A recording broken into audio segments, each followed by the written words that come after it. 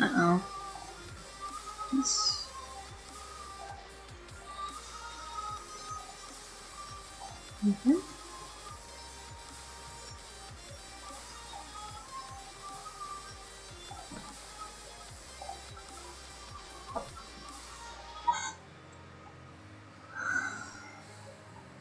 Let's see. Will image slideshow pop up?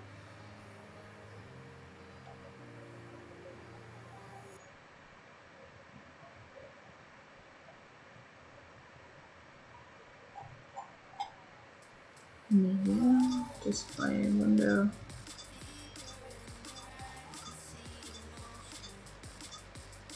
Add image slideshow.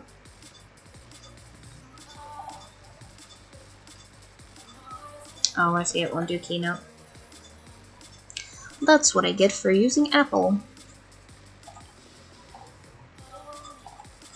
Oh, copy. PowerPoint.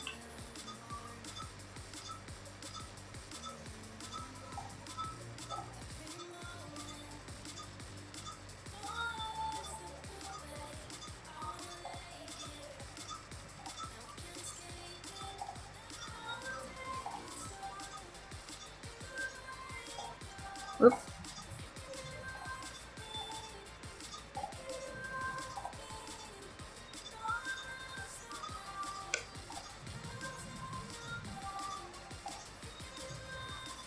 How do I download this as a movie?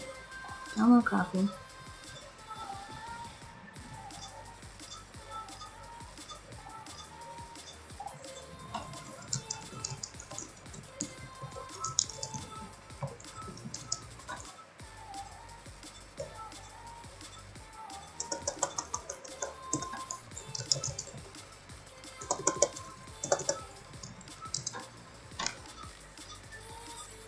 Export.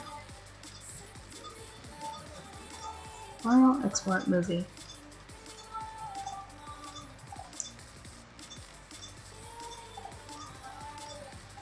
Yeah, that's not an option.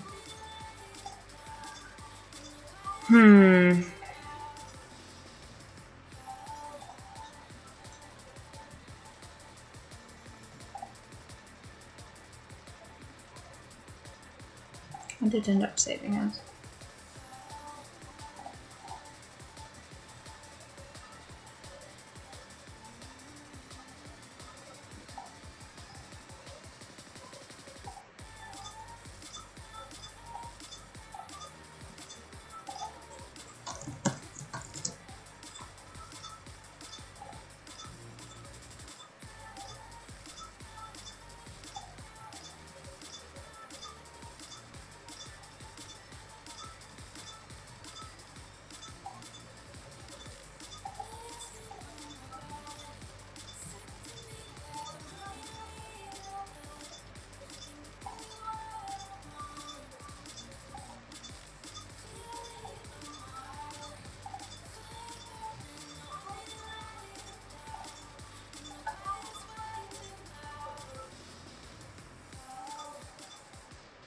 Technology once again confounds me.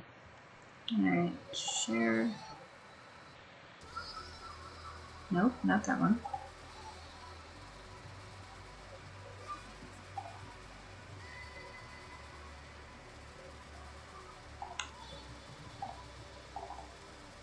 Okay. Let's see, did Google Slides butcher this?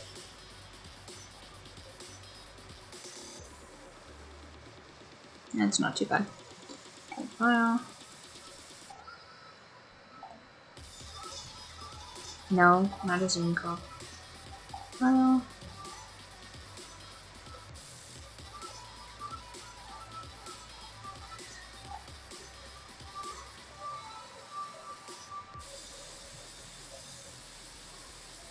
Download as a... No, I want it to be a movie.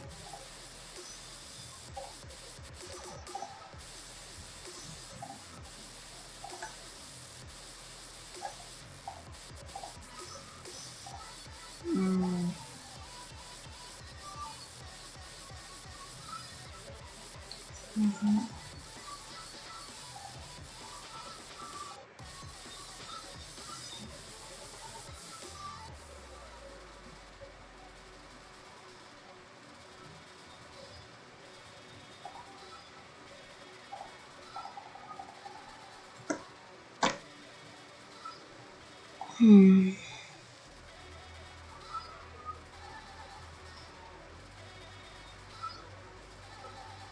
can't I just make this into a short little movie?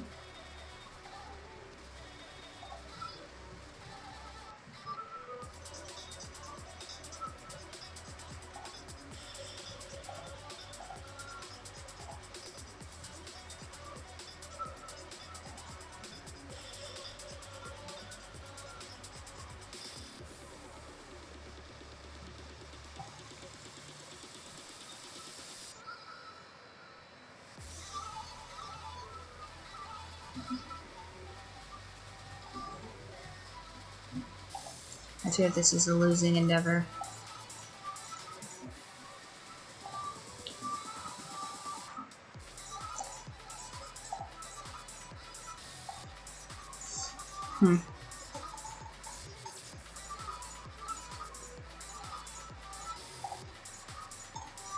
Those just have to be slides. I hope your final chapter is... Oh, thank you! Yeah, I don't know why it's not giving me any notifications when this comes up. Uh-oh. Oh no, what did I do to chat? No, come back, chat. Stream. Hello! Hello, hello! Okay, so where are all... Oh, no. Hi, Mr. Kitty. Hello, are you gonna help me? Are you gonna help me write this book? Please help me write this book. Kitty, kitty. Come here. Please help me write this book. No. Don't escape your duties. You're the editor. You have to write this book, Mr. Kitty. It's the only way. You have to learn how to type. Yeah.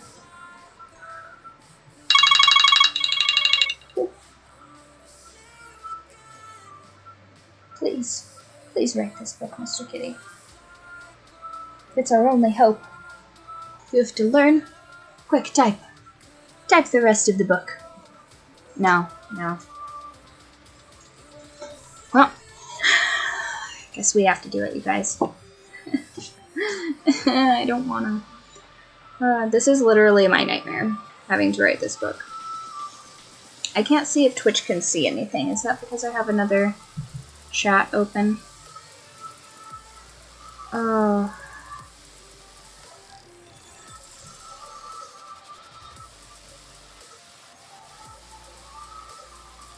Okay.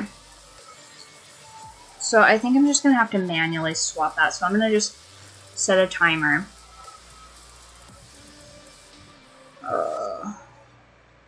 3 minutes probably sounds good. Let's make something with...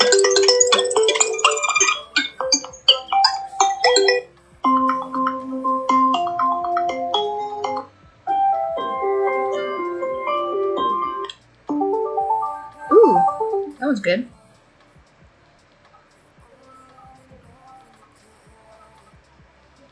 Okay. So we're just gonna have to set that to every 3 minutes, I guess, because I do not understand fully the concept of how to run any of this. But we're gonna get it done. We're gonna get it done, you guys. Notifications. Dropped frame rate detected. Don't know how to fix that. No idea how to do that. Okay. Okay.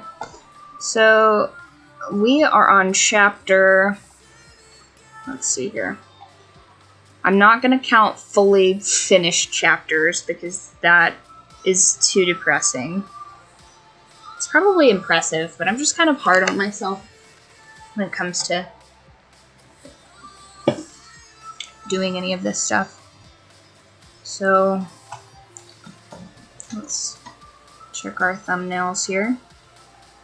I'm writing this whole thing in Pages too because I am a slave to the Apple ecosystem, but I don't have a Mac PC, which is part of the reason why a lot of this is just not working out for me. I haven't decided whether or not a Mac is really worth it for me or not, because it seems to only mess up the last like 10% of this whole process, and I don't know if that necessarily one of the chapter headings got messed up. Yeah, I don't know if is that gonna mess up all of my chapters? Oh, Pages, you bitch. The good news is it exports as an EPUB, so that's kind of great. Because one of the things that I learned from doing this process the first time with writing Bite, which is a vampire romantasy book with a sunshine vampire and a grumpy farm girl that go on an adventure. There's some court intrigue, and I think the most feedback I've gotten on it is that it reminded one of the readers of From Blood and Ash from Jennifer Armentrout, which I have yet to read. Don't spoil it. It is in my book club, which you guys are all welcome to join. I need to put that link on my Twitch. All of these things like expire after, oh no, where did I put it? All of these things expire after like 30 days, so I'm gonna have to like constantly put that back up, which is low-key a bit annoying. But I'm pretty sure you guys can just find me on Goodreads. It is the Byrd Flock. Goodreads. I'm so disorganized. This whole process stresses me out the most because I'm way more organized than this, but I have no idea really what I'm doing. So it's like thrown everything into complete chaos, which I'm not gonna lie is kind of stimulating, but it is also real scary to not just have everything lined up in order of like, oh, do this and then do this and then do this and then do this, it just is so much nicer for my brain. But where do we have the book club here? The book club is free to join, and I'm taking any romantasy recommendations that you guys have, because I've read a couple. I read the whole ACOTAR series, and I liked it, but I think that there were things that would have made it more fun, because I really liked the Witcher series, and I wish that there was maybe a little bit more spice and something like that. But I did get recommended, it's under Byrd Flock Book Club, and it's got like a little black kind of culty thing there. I also need to make my branding more consistent so it's easier to find, but it's hard when you can't have all of your usernames be the same, because I joined this party kind of late. So let's see, try and focus. So we have a Byrd Flock Book Club, and you guys can join that for free, and I have a couple of books on there. So I need to read From Blood and Ash by Jennifer Armentrout, and then I also, oh yeah, that's what it was. I got recommended Shield of Sparrows, and I heard that that's kind of like The Witcher, but like sexy. And so I'm definitely going to be reading that. And then if you are not really a fan of saucy books, don't know why you're here, a lot of them are.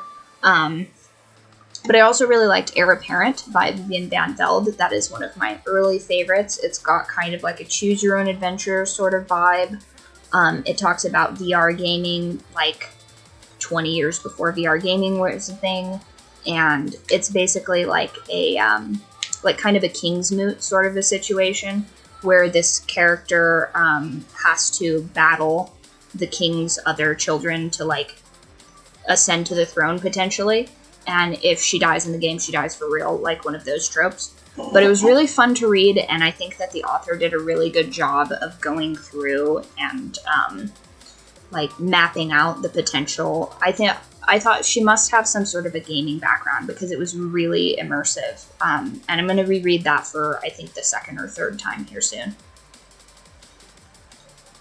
She does have an audiobook for Heir Apparent, but don't get the old lady voice because that one is bottom tier audiobook. So make sure that you're picking the correct audiobook, because I made that mistake, and so then I had to return the one which I felt super bad about. And then get the other audiobook. So make sure you grab the right audiobook for that one for your ears.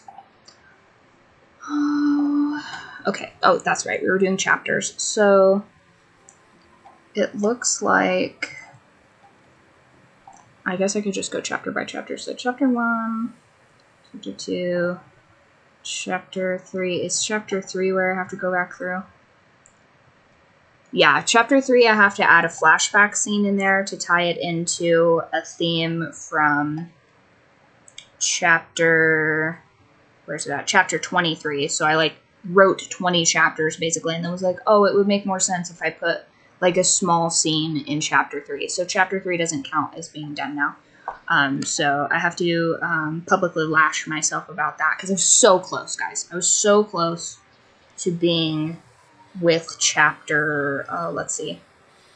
I do have everything titled, so that is a personal win, but it does make it harder to figure out where I've actually landed as far as finishing the book. I think I finished up to chapter... Okay, so I finished Chapter 17, Exit Wounds.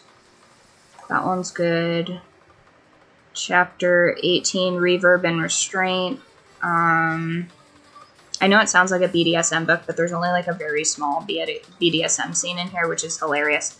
I really want it to be narrated kind of similarly to how they narrated Lights Out, because it's kind of meant to be funny but sexy, but the scene kind of short, so I don't know. The entire book is kind of dry, kind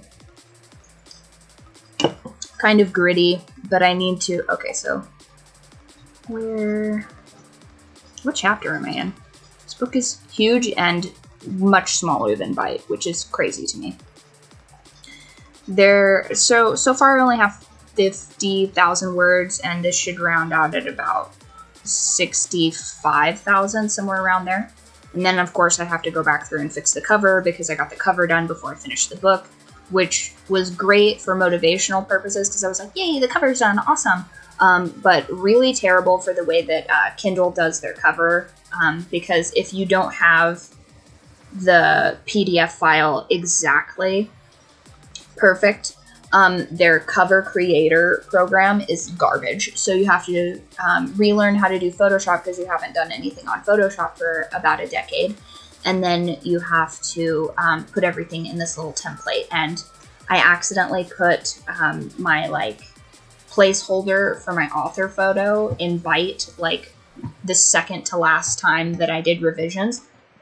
And it fucked up all of the chapters for at least a third of the book, so it messed up all of my proof copies, and I'm so mad because I gave it to this girl that I know to go through and be like, hey, I don't understand how chapters work. Can you tell me when it would be appropriate to put a chapter head here? Because I was just mind hopping in that book, which felt really normal and natural to me, because originally I had the book set up in location, POV, POV, POV, new location, POV, POV, POV. And that just felt weird. And somebody suggested I should make chapter titles. And I was like, yeah, I'll just do chapter titles. But then I got rid of the location. So now it's just POV, POV, POV, POV, POV, POV, POV. And then I was like, well, I should probably separate those. I don't want to do a different chapter for every POV, because some of the POVs are 2 pages long. So that seems crazy, right? And then we have 75 chapters, which seems excessive for a 99,000 word book. So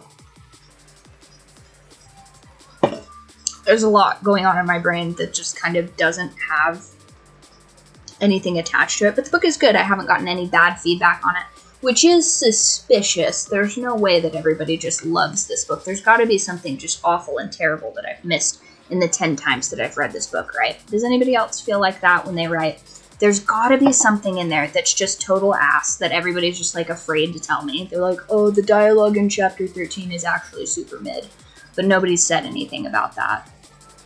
So I don't know what to improve on it, which is also grating on my nerves a bit, because I would really love to make it the best it could possibly be and then go on to book 2, because that's just how I would prefer to do it. And that gives me lots of leeway to completely ignore the fact that I have no idea what direction book number 3 is going to go in, but I do have the most delicious cover for that. But I can't do the cover until I've written at least a third of the book as a reward. And my my illustrator is just amazing. Have you guys seen the cover? Let's see here. If I can open up Kindle. You know what? I don't have to open up Kindle. I literally just have the pages. Where the feedback ends. Yeah, not now. Yes, not now. Oh, don't mess up the formatting. I'll cry. I'll literally cry if it messes up the formatting. That'll be far too much. Okay.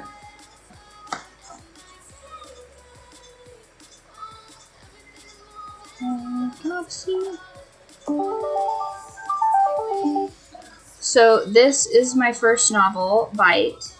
It is a vampire romance, and it's about a sunshine vampire, ironically, and a grumpy farm girl that go on an adventure because he has been ousted from the country that he's in, and there's political intrigue. There is a super militant villain, and there is some aversion to creatures of the porcine variety.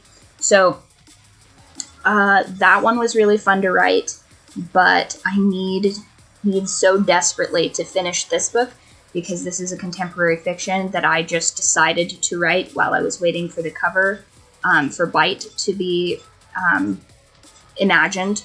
And now I've set a June deadline, and guys, I don't think I'm going to make this June deadline. I have to make this June deadline, though.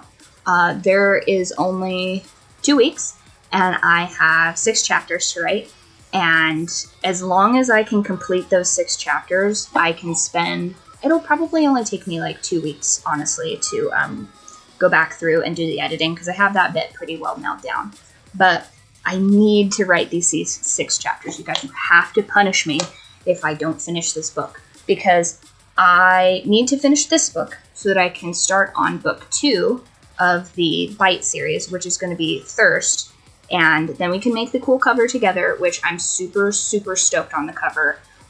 Rachel, I believe it's Rachel Ross, if I'm remembering correctly.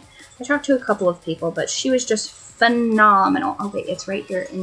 I put her in the copyright page because she did such a phenomenal job, and she needs to be recognized. She was amazing. Don't book her up too much, guys. I need her for 2 more novel covers. Be chill about that. I should have gatekept that, but I got too excited, which is a reoccurring theme. So she was fantastic. I cannot wait to work with her again. And then, so I need to finish Where the Feedback Ends, which is the book that I'm currently ignoring writing right now so that I can yap at you guys, which is part of the reason why we are 2 weeks till my June deadline, and I have not finished with the book. I was supposed to be finished with the book by now, and I'm not. So I've pushed the deadline twice.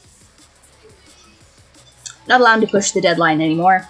I have 6 more chapters to write, and we can do it. One of those chapters isn't even really a chapter. It's an epilogue. It can be as long as short as I want. And I already know everything that's going to happen in the chapter, so I have no idea why it's so hard for me to just write the chapters. Does anybody else feel like that when they write? Because it's just... It's a lot. It's a lot, and I wish it were not so, but it is so, and we've got to do it, because when I finish Where the Feedback Ends, I can either choose your own adventure, start mapping out book 2, Thirst, of the Born in the Eternal series, which stars a white-haired psychopath and a villainess, and I'm really, really excited to write that. I've already written kind of a lot of the naughty scenes for that, and I think that that is going to be really fun. And I got to write a little bit of like a not a fight scene per se, because that would imply that it was anybody's game, and it wasn't. But I got to write like a battle scene kind of, and that was really fun. And I am dabbling into like explaining more the magic elements of this book, because it's really sparse, but it's really intricately woven into the story, and then it like busts completely open in book 3. And there is a Slavic daddy in that book that's going to be really, really fun, I think, to have illustrated. The book cover is delicious, you guys. You guys are gonna love it. It's even better than book 1, and I think book 2 is gonna be very like feminine rage kind of looking, and that'll be cool.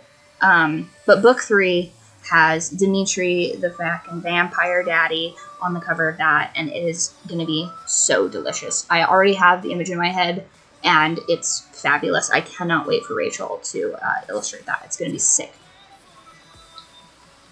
And I'm realizing now that she was on my mind so much that I actually wrote her into book 4 inadvertently, because I was like, oh, what a cool name. How excellent. Why don't I just put her in there? Like a total fool. So hopefully she doesn't notice that.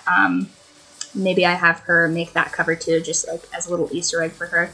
Except I don't know that she will like that because her character dies tragically in that book. But she's very sweet and very well loved. So hopefully she doesn't take that as a personal offense and takes it more as a professional nod to how awesome she is and how everybody can't wait to see her and is very devastated when she's not there. So, oh yes. So book 2 is Thirst. And that one is Psychopath plus Villainous. That one's going to be really fun. It explains to you sort of the deeper workings of vampirism in this world, in this compendium. I still have yet to name the world, so if anybody wants to name the world, I think I should give them credit for that in the book, because I have no idea. I am finishing up the Aragon series, and they call it Allegasia, which is kind of a sick name for a universe. I think that's pretty cool. Faerun is pretty cool, also from the Baldur's Gate universe, and I think that's just general Dungeons and Dragons. Don't come for me. I'm not a super nerd like I'd wish to be. My brain just does not work like that, unfortunately. But I do love to world build, but unfortunately there's like gaps in my world building that they make no sense. I have no idea why the naming of the continent didn't start, but I did name all of the countries that they travel to, and I made a little map. I just need to name that map. So book 2 is Thirst. And then I have Jesus, how many books is this?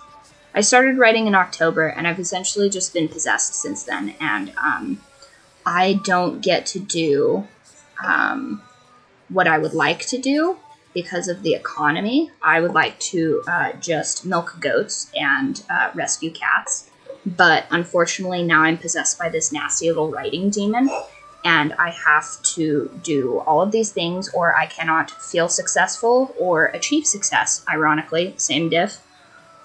So I have another book, so that's Bite, Where the Feedback Ends, Thirst. The third book in the series is called, Where the Feedback Ends is just kind of like a one-off contemporary fiction, because I'm obsessed with The Great Gatsby, and I got really hooked on this anime/manga called Nana, and I was obsessed with those girls' relationships, so I definitely had to write a whole book about it, because I'm a weird girl. And so Bite, Thirst, Ascend. Then there's Where the Feedback Ends, which we're writing now. Technically haven't touched it in the last 34 minutes, but this sort of counts, kind of. Don't come for me. And so Where the Feedback Ends. And then I have another book called Moon and Marble, which is a billionaire romance found family book that all of my ARC readers are absolutely feral for, and they will hunt me down if I don't finish writing that book by the end of this year. So that one needs to go on the docket for next completed finished book. I think that one was also going to be... Oh no, don't log out. What have I done? I almost turned this entire thing off. What kind of a button does this mouse pad control? Also, definitely would take any tutelage on Streamlabs, because I am just white-knuckling this. I have no idea how to do this. I'm too old for technology, but I'm too young for that to make sense. Does that track, chat? Because I should know how to do all of these things. I used to work in an industry where I streamed all the time, but they kind of just did it for you. The entertainment industry. Anyhow, so the next book that needs to be fully completed as soon as possible is Moon and Marble. And I was just going to make that a one-off. What is this iPad doing here?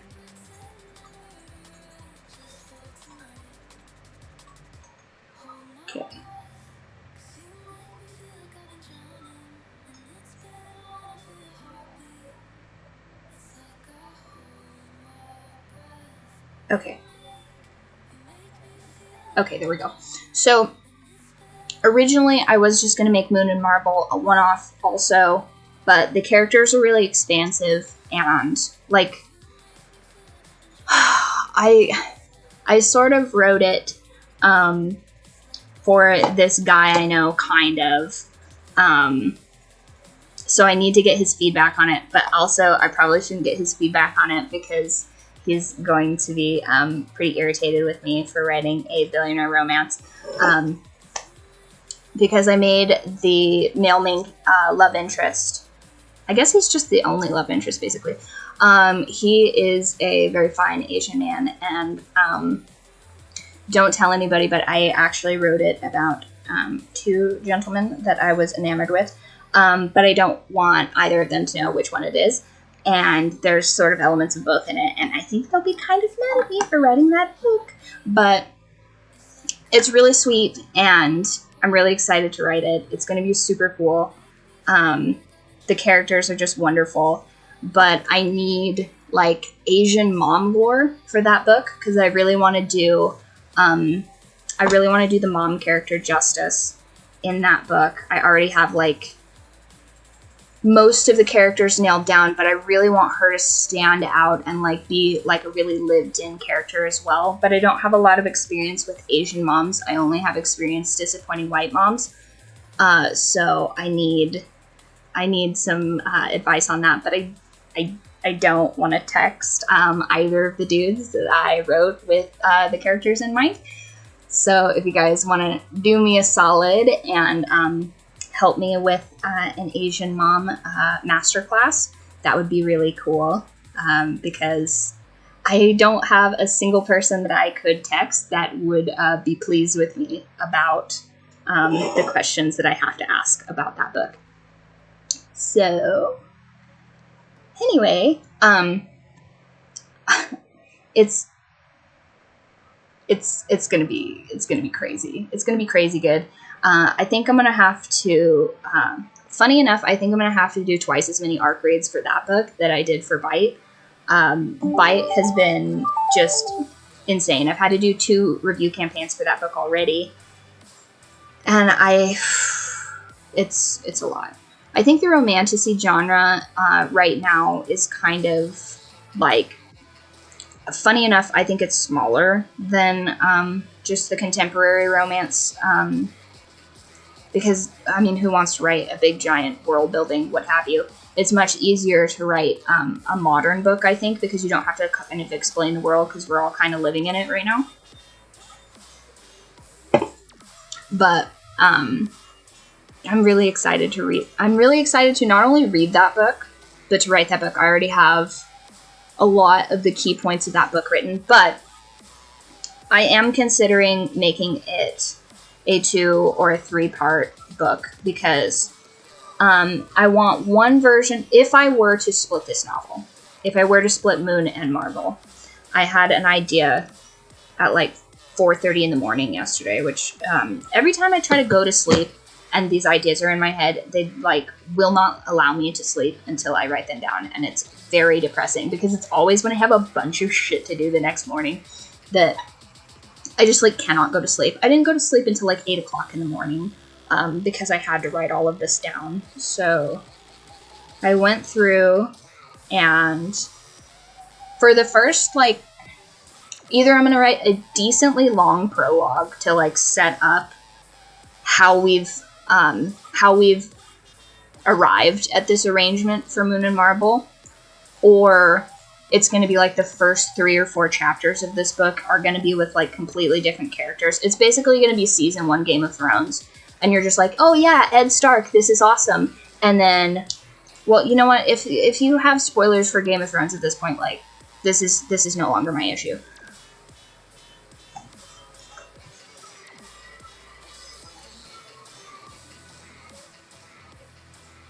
I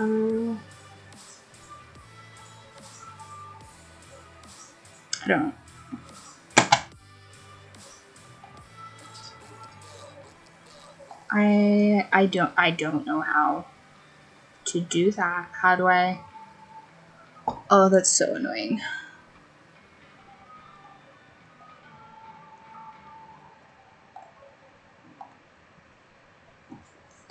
Maybe on here.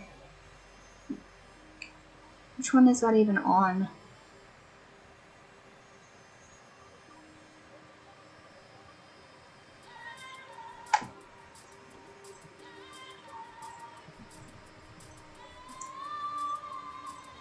Auto mod.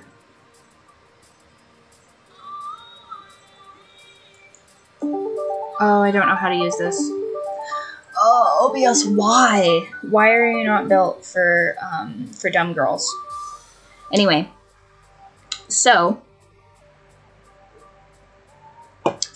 this thing is like pretty much the only thing keeping me alive right now. I am so exhausted. Anyway, so For Moon and Marble.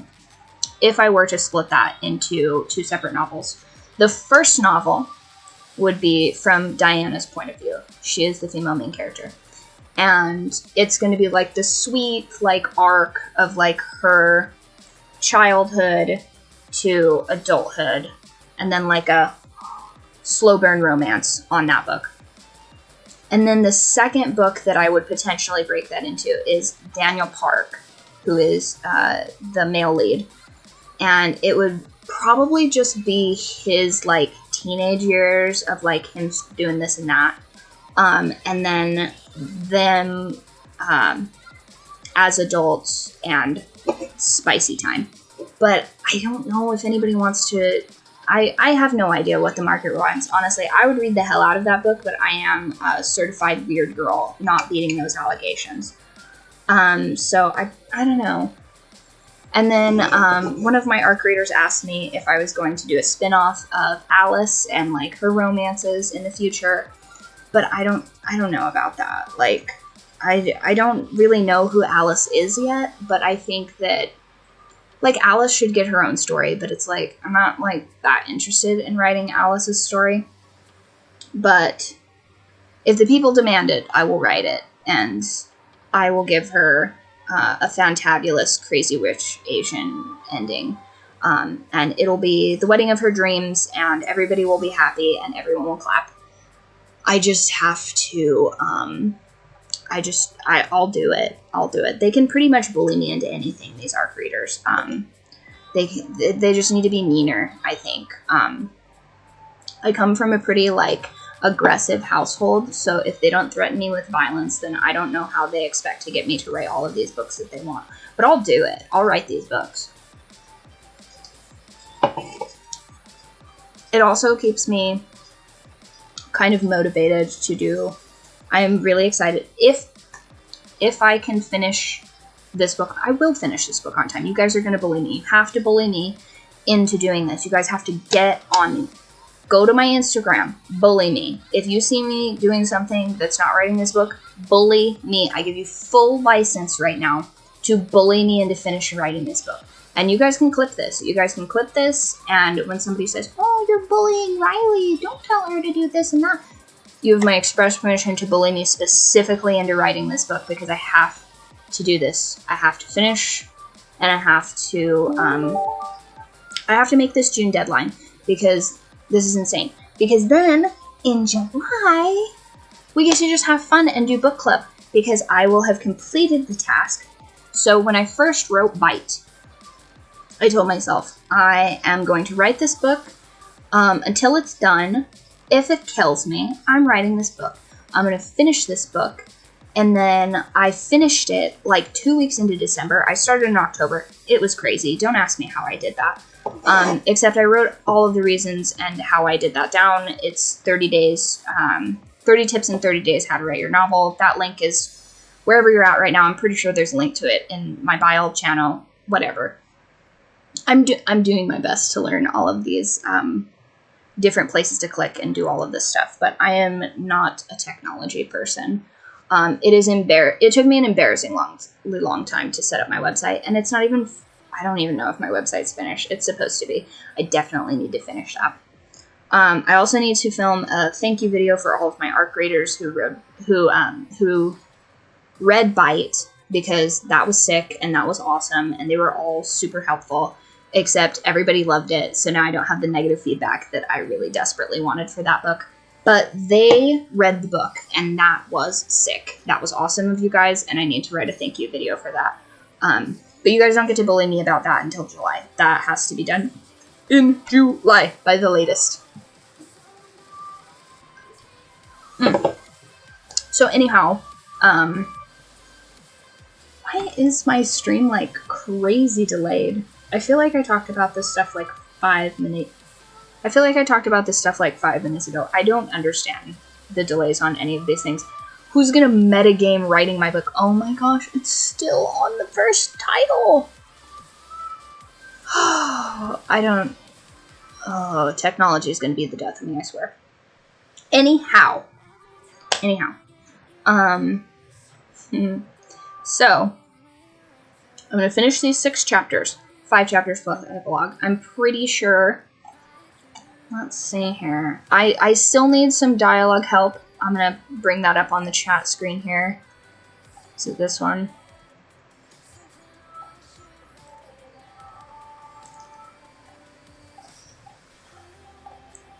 Okay, so this is what we're working on right now. Where am I going? Where am I going? There's so many tabs open. I hate this. Ah! This will really all be solved once I have my desktop set up and I have 2 monitors. But I am living chaotically right now, which I think is a requirement for all writers. I don't think that you're really allowed to write your first 2 to 5 novels in any kind of stability or organization. Because I think this is a divine punishment. I really do. I think that being a writer is what the gods punish us for not doing the right steps in our life. And then it's like, you must be shackled to these books and this chaos until it is complete. And then once you complete this ritual by writing all of these books, then you get to know peace and have goats to milk and are gifted with 10,000 kitty cats. Or at least that's what I'm hoping for. Occasionally, I do TNR rescues, so that that did start off the month kind of on a win, which was pretty sick. But we'll get into those things when I have completed this novel, because I have to finish this novel. It's crazy. It's crazy how many novels I need to finish. This is insane. I am working on finishing 22 novels eventually. So we've got a pretty good start. We're cooking. So 3, 4, 5. If I make the spin-off novels, that's like 8 right there. So that's like, I don't know. It's super bad at math, guys. Don't quote me on this, but isn't that like, I don't know, a third of the way there or something? A fourth of the way there? God, I'm not even gonna look it up. It's probably this is probably a terrible estimate, but it's more than none, which is insane. So I'll finish this novel and then work on the other ones, and then, I don't know, maybe like get a tattoo, buy a goat, something crazy. We've got to do something for doing all of those things. This is the most behind. Is this my fault that the live is so far behind? Did I make the live so far behind?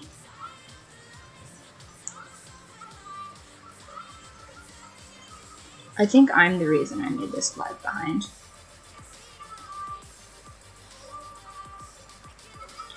So I'm gonna exit out of that. I'll probably get better. I'll probably get better at technology, but maybe not.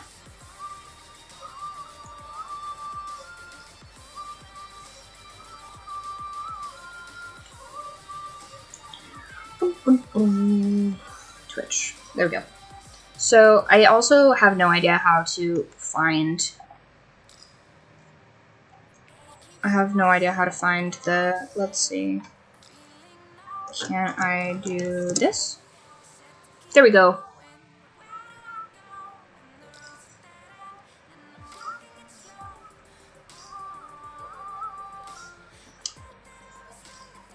More messages below. Okay, so we are... Okay, so the current dialogue that I'm having an issue with... let me set the scene for you. So, the main character is essentially running this event. And she sends out... like, oh, hey guys, there's an event on blah, blah, blah, or whatever. And her shitty friends RSVP to it, but then they don't go. They just get wasted at their apartment. And then later on, she's like packing up from the event, which is totally over. And the guy texts her, and he's just like, oh, my bad, dude. Had to hang out with the boys, you know what it is. And she's kind of had enough with that. She's had enough with that. And she decides to tap in to her inner mean girl. And she texts him something so heinous that this is like the breakage point for their friendship. And then she sends that and then doesn't even look at her phone and then just collapses onto her bed on a pile of laundry that she has no energy to fold. And then she gets an ominous notification on her phone. Chapter close. So, guys, if you have ever gotten a super duper mean text message from a girl, like, and I'm not talking like, oh, like, you know, she said I had like a small piece.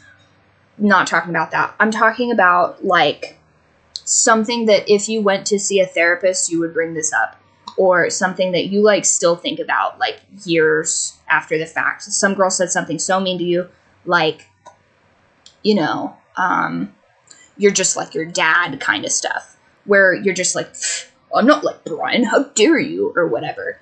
And it's just like haunted you for years. So that's kind of like what I'm looking for here. Like the text that you just be like, fucking bitch, like how dare she say that to me? And that is like, every time you think of that girl, you think about her having texted that to you, and you're just like so enraged about it that you couldn't reach out to that girl in the future if you even wanted to. So that is what we're trying to, that's the lightning in a bottle we're trying to capture here. And I think that is going to be like a last minute Hail Mary, finishing this book, because I don't think I've ever texted anybody anything that mean before.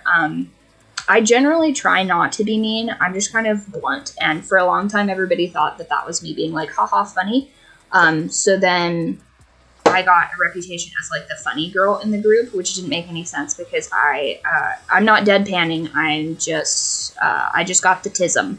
So I really don't know what the character would say, but it would be so very her, but it's kind of a linchpin to the end of this chapter, and I've kind of written myself into a corner here. So there's that, because I did finish the rest of that chapter. I think I finished that.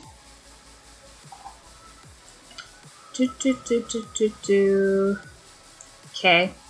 So that is a prompt for the fellas. That's a prompt for the boys. If you know, you know. Please don't tell them that I listen to their podcast. I'm sure they already know, but I'll be flogged. I'll be flogged if they know I listen to their podcast. So now the second... nope, not that one. This one is... This one's for the girlies. And this is the second prompt that I'm looking for. Ladies only, talk yourself out of a second date. A guy has just... So the backstory of this one is... A guy has taken you on a first date. You've had like the worst week of your life. You've had the worst week of your life. And then out of nowhere, pretty much like your dream, like husband material dude, takes you out on a date. You're so nervous. You're so like bugs under your skin, anxious. And then at the end of the date, he says something so charming like, oh, not bad for a first date. And you... like a certified weird girl, nearly talk yourself out of a second date because you're like, what is this guy seeing in me? This is insane. Why would he want to take me out? I am 3 raccoons in a trench coat. What is happening here? how is this man enamored with me? Just completely befuddled, completely baffled. So I need you guys to extract your weird girl energy and dilute it into a dialogue potion for this scene. I know you guys can do it. I believe in you. And if you guys get picked, I'll write you into a saucy novel. How about that? I'll write you in as a character. You send me your headshot and your vibe, your energy, and you will be in. Maybe I write you into Moon and Marvel, or if you are like low key fantasy girly vibes, you're a Ren Fair girly, I'll write you in on that. The offer also extends to the gentleman from the Very Mean Breakup text. I'll write you into a novel. How's that sound? I mean, so dead ass right now, guys. I am so bad at dialogue. Because I don't really understand people, which is super weird. Like, why would I write these novels? This is essentially my Steve Irwin moment. I'm writing you guys, R.I.P. to the king. I am writing to try and understand humans, truly. I have been convinced since my youth that I am probably an alien trying to be human. And this is me doing research, guys. And eventually I'll learn how to human. And this is your chance to teach me how to human. So we are on chapter. The chapter titles in this are fire. I did such a good job. So once again, this book, I'm trying to hit Great Gatsby. Super duper loved that book as a kid. Like insanely obsessed with that book as a kid for no reason. Why did they make us read that in middle school? I did not have the capacity to understand like fully the vibes of that book as a child. But I was absolutely obsessed. I've reread The Great Gatsby like six times, which is super easy because it's like a teeny tiny book. I don't have it here, but it's in my permanent bookshelf, which I am also working on getting a studio space that is not this teeny cubicle that I've created here. And it has like a full bookshelf. So hopefully I get the information back on that place soon, and then we'll be able to do like sort of book talky kind of stuff over there. That'll be fun. I'm sure my office roommate will love that. He does music. I do book stuff. That'll be hilarious. Funny enough, I think our aesthetics are kind of similar, so it's just going to be like kind of dark academia, gothic sort of. That'll be fun. I'm so excited. The entire wall is like a bookshelf, so I'll be able to. But if I'm being honest, I'm like kind of an ebook girly. I read somewhere that you have to account for the weight of all of the books when you build a library, and that really troubled me as a youth. So I'm not really like the old school Disney like Belle type of chick, because I worry that all of the books that you could possibly accumulate would actually weigh down your house and put a fault in the foundation. But there are some books that just absolutely have to be in print and in ebook. So I have all of my books available for ebook. That's actually the first thing that is available because of how I've written them, which is super sick. I will give Apple that. Writing things in Pages is super dope. Never been a real big fan of Word. So the fact that I can export them just directly as an EPUB is pretty sick. I really appreciate you guys just like being in the weeds with me here. This is such a daunting task. It's so grueling, guys. Also, if I can complete this book in the correct amount of time, I'm going to reward myself with swimming lessons. So that'll be super fun. Yes, I know, 30-year-old woman can't swim, but I will be learning. I will be learning how to swim. And then, I don't know, maybe we'll do like a fun, relaxing, like, I don't know. We can't do a hot tub stream if I drown. I feel like that's kind of like beside the point, but like maybe we'll have like a little celebration or something like that. Like we'll all go swimming together or something. It'll be fun. I definitely cannot go on any riverboat adventures because that is a hashtag liability, but we'll do something fun.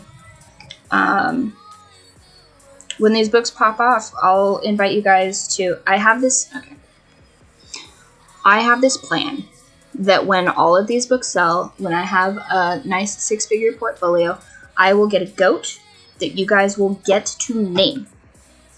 And every morning, well, morning for you guys, nighttime for me, because I'm nocturnal, so my schedule is opposite. I'm on Tokyo time all the time, baby.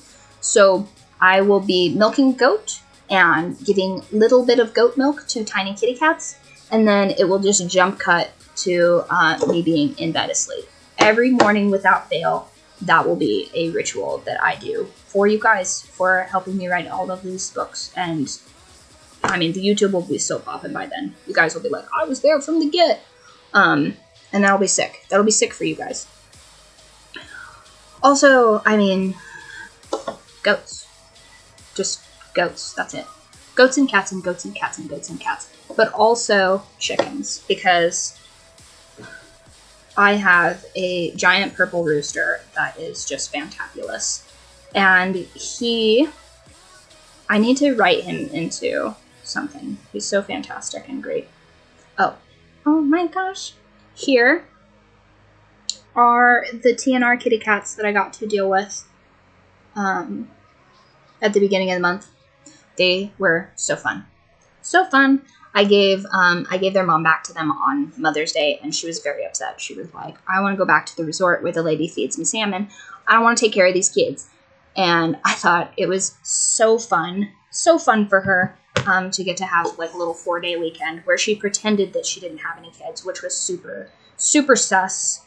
But I did get to see the handsome veterinarian that does the TNR work down here. Oh, so swim-worthy. Maybe I should write a book about a sexy veterinarian. That guy definitely needs to be on a book cover, like, straight up. Anyway, we're writing. So let me just switch this prompt real quick to this one. I already wrote this chapter, but this just seems fun. This just seems like what is something just absolutely heinous that you wish that you had texted an ex?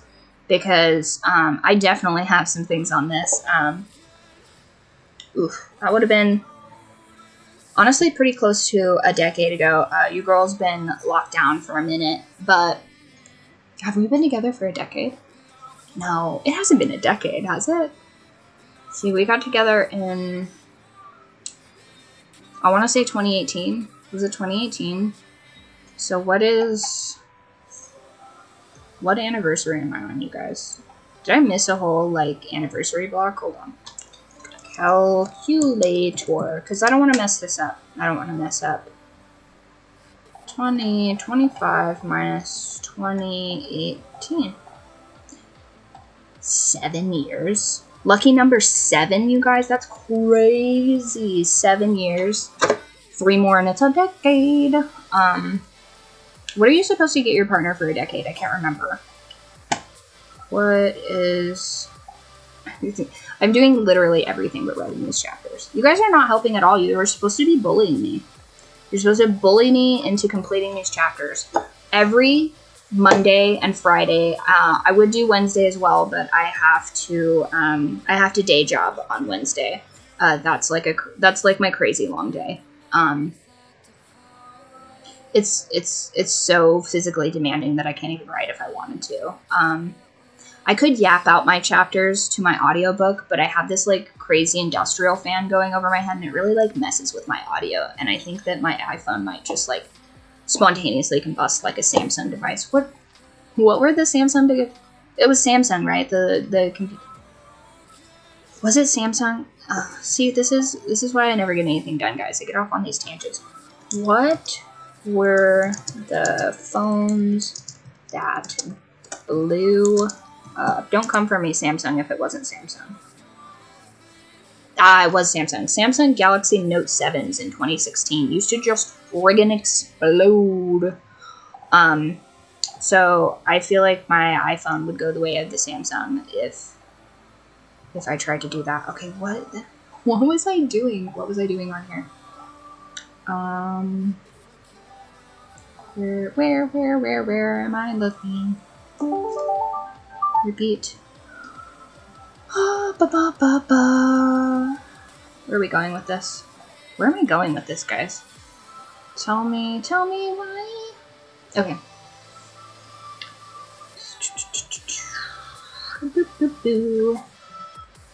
Lulu, I've got some apples. Lulu, I've got some too. No. Stop it. You stop it right now, iPad. Do not delete thousands of hours of content just because I'm a ding-dong that doesn't know how to use this. No, just turn them into little thumbnails. Why? I want it to be icons. Only icons. No. Giant icons. Viewing options. Icon size. Default. Okay, so that's better. That's better.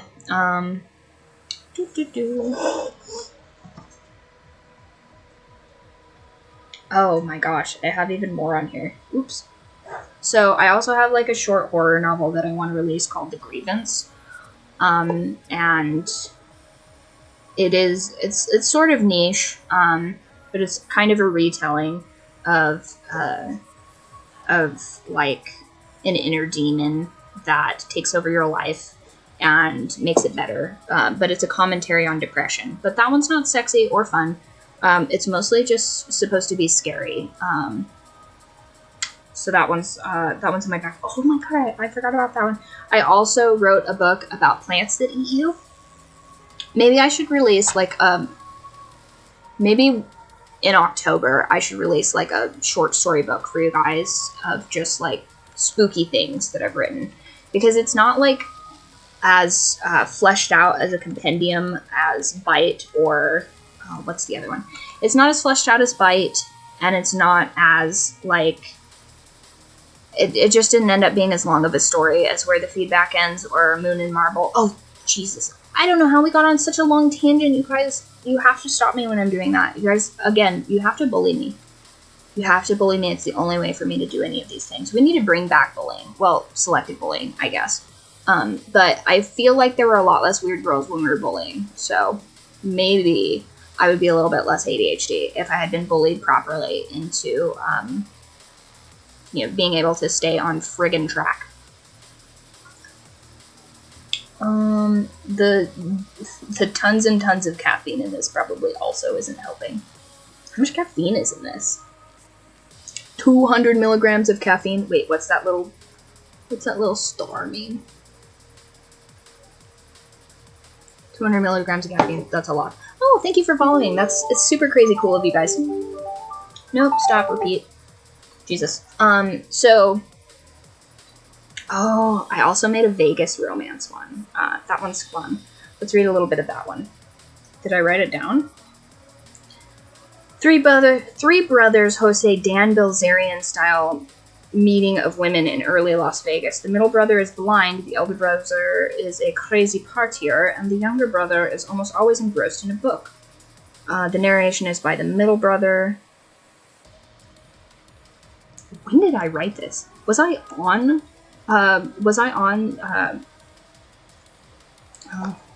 I can't think of a euphemism for drugs right now.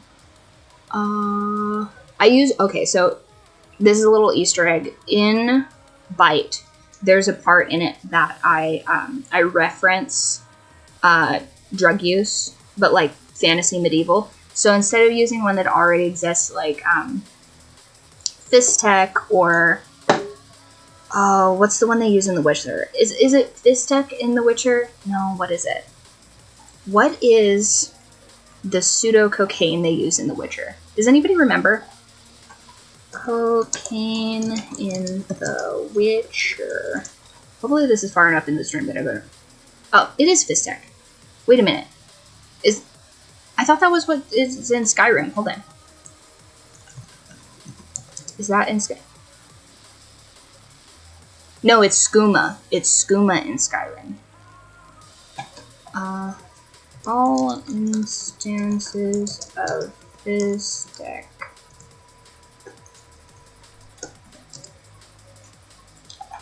Fistal. No, Fistech.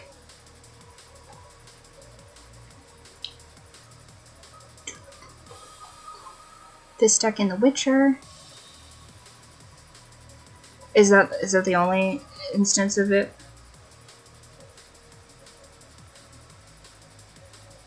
Oh, I guess that's the only instance of it. Jeez. I cannot believe that I totally transposed that into a completely different fantasy series. That is embarrassing. Anyhow, so in Bite, there's a small point where one of the characters is referencing like drug use, basically, and I call essentially this fantasy cocaine vellum, like white vellum, and vellum is actually, if I remember right, it's that thin layer. If anybody's squeamish, you're gonna have to like mute this for just like half a second. I'll like flash my hands on the screen when I stop talking about nasty anatomy stuff. If you guys get queasy, like my husband. So, anyway, so spoiler that I'm gonna be talking about weird stuff for just half a second.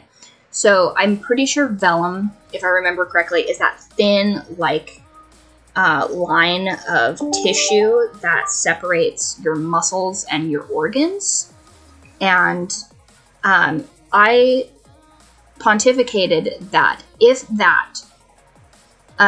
this fantasy substance that vampires consume for drug use, if it was an actual drug, it would look like that if it were dried and pulverized into a powder. Because I feel like that would have like kind of like a sheen to it, similar to cocaine, but there would not be cocaine in this fantasy scenario.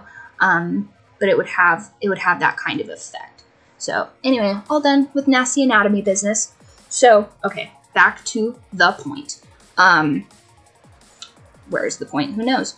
Oh yeah, so if I was going to write a book 2 of Moon and Marble, I thought that perhaps that the second book would be called Sun and Steel, because the male love interest works in a construction/building company, and Sun is like sort of an Asian-y name, but also double entendre, the sun, like the sun and the moon.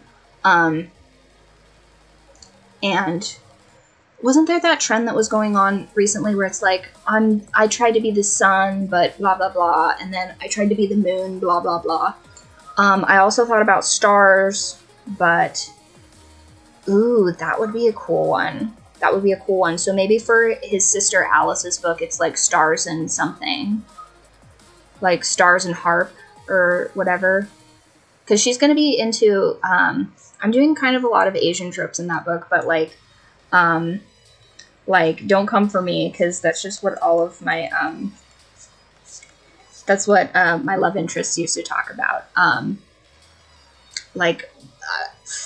Listen, if we had in earnest dated, I would have so much more, like, understanding of the intricacies of these things, but they didn't ask me out, and now I'm married, so can't really date them, you know, is what it is. But I'm super excited to write that book. It's gonna be so hot, but also so warm and like cozy. It's kind of, I don't know. It's like a sweater that makes you look really, really good when you go out. But it's like cozy, but also like sweater. Okay, so focus, Riley. Where are we at here? So here is the placeholder cover, and I promise I don't have an aversion to blondes. I really did try to A/B test this. It's giving crazy rich Asians. He looks super Korean in that, but like, I'm trying to make him like ambiguously Asian, because I really don't have like a specific preference. Like hot Asian guy, you know what I mean? But I did give him an androgynous last name because, like, if you're an Asian dude, you should be able to just kind of like self-insert, like, you enjoy being the hot love interest of this book, because I'm going to enjoy writing you quite a bit. Because hashtag weird girl not beating the allegations. So where is the alternative for that? And here's the craziest thing. I thought that was going to be the least popular novel. Like, that one's just kind of like a passion project of mine. Like, sort of like a, I don't know, like what might have been or whatever with a couple of my previous love interests. But it's like, my ARC readers are feral for it. I was just like, yeah, so I'm going to write book 2 of Bite. And I'm going to write this, like, grungy, like will they, won't they sort of lesbian book, low-key. It's not really a lesbian book. But it is a little bit LGB. So that one's kind of more of a fade to black, more of kind of like a PG-13 book about a girl, just like this book that we're writing right now, Where the Feedback Ends, is not super spicy, but it is racy. So I really thought people would be more into that, but they want Moon and Marble, and they want it now. Crazy Rich Asians lit a fire under so many people that they are just, I mean, they're battering against my door. They're like, finish Moon and Marble. So I have to finish this book because I have to do the book semi in order, or I will go crazy, and then I'll be George R.R. Martin and I'll never finish anything. I have perpetual beef with that man for not finishing Winds of Winter. But it's okay because they saved the Game of Thrones Fire and Ice compendium with that super secret podcast that they made to rewrite essentially from, I think it was season 5 to season 7 or something like that. It was spectacular. It's not the ending I wanted, but it is an ending that made sense and fit with the war. I guess I just like the ending to be more like Bad Girl on Top, I guess, which I feel like we can all kind of empathize with that sort of an ending. Usually I skip the beginning part of those. Oh yes, Moon and Marble. I feel like once I finish this book, which it's an hour and 20 minutes and counting, and I have not written not a single bit of this book, you guys. You are not bullying me nearly enough. So where are my novel covers? Ah, here it is. So this was the other potential placeholder cover. I like to have placeholder covers just so it's easier for me to tell what I'm doing in pages, because I like to have one be the storyboard, and that's just like info dumping all the crap I'm going to write into the novel. And then the other one is the actual novel. And when I'm like bleary-eyed, can't even open my lock screen, I need to be able to quickly assess which one of those I'm clicking so I don't completely fuck up all the formatting. Because the formatting's the worst part about writing a novel, and nobody edits anymore. When I was much younger and pursuing not an English degree to the disdain of a lot of my English professors, I pursued biochemistry like a moron. Crazy. I'm doing absolutely nothing with that. It was the wrong path for me to go on. But now I know about like the citric cycle and like water testing, which is like not helpful at all for anything that I'm doing. But I know how to do that. Titrations, I got you. You should have gone into like nutrition, or I don't know.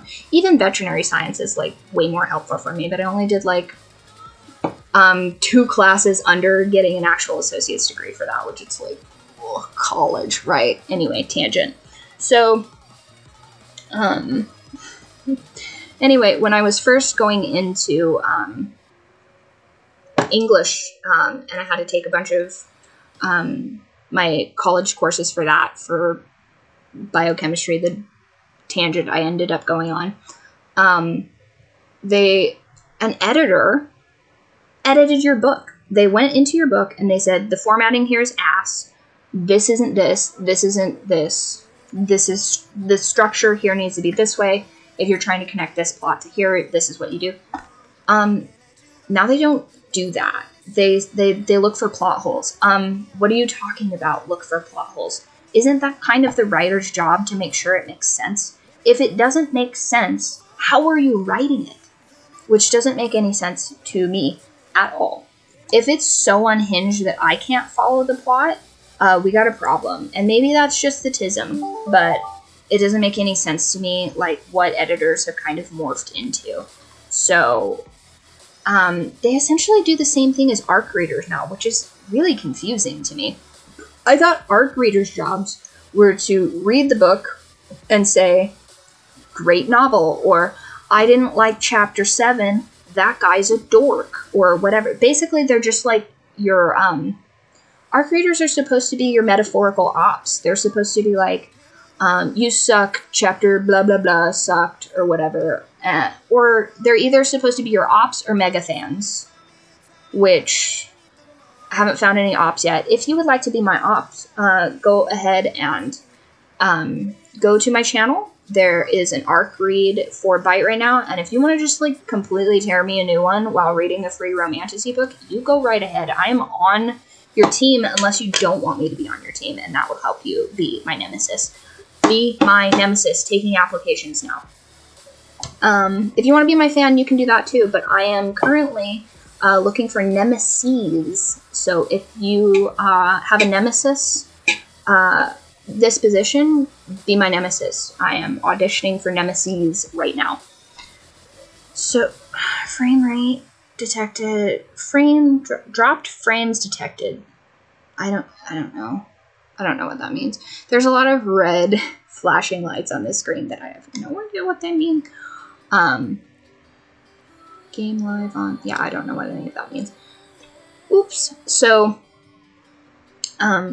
yeah, originally I was so cool with having the main character be a blonde, but everybody was like, no, she can't be blonde, she has to be a brunette. So then this is what we ended up with. The ending title, the ending cover screen, I think is going to have like a Doric column or a bust or something, something more to that degree. Also, if anybody is into sculpting, is there a thing like, you know, in Japanese pottery, where it cracks and then you fill it with gold and like you shove it back together and it's like even prettier after the fact? Is there a version of that for like marble sculpting? Like, what happens if you accidentally like break off a nose? Can you like put it back on with some sort of like adhesive but make it pretty? Is that a thing? If it is, send me a whole email about it at info at byrdflock.com, byrdflock.com, because I need to hear about that for science and novel reasons. Anyhow, guys, we haven't written any of this novel. You guys are not bullying me enough. Okay, how about this one? Did I already do that one? Let's circle back to the original one. Let's circle back 7. Well, that's ominous. What was that about? Instances of Fistek. Don't care about that.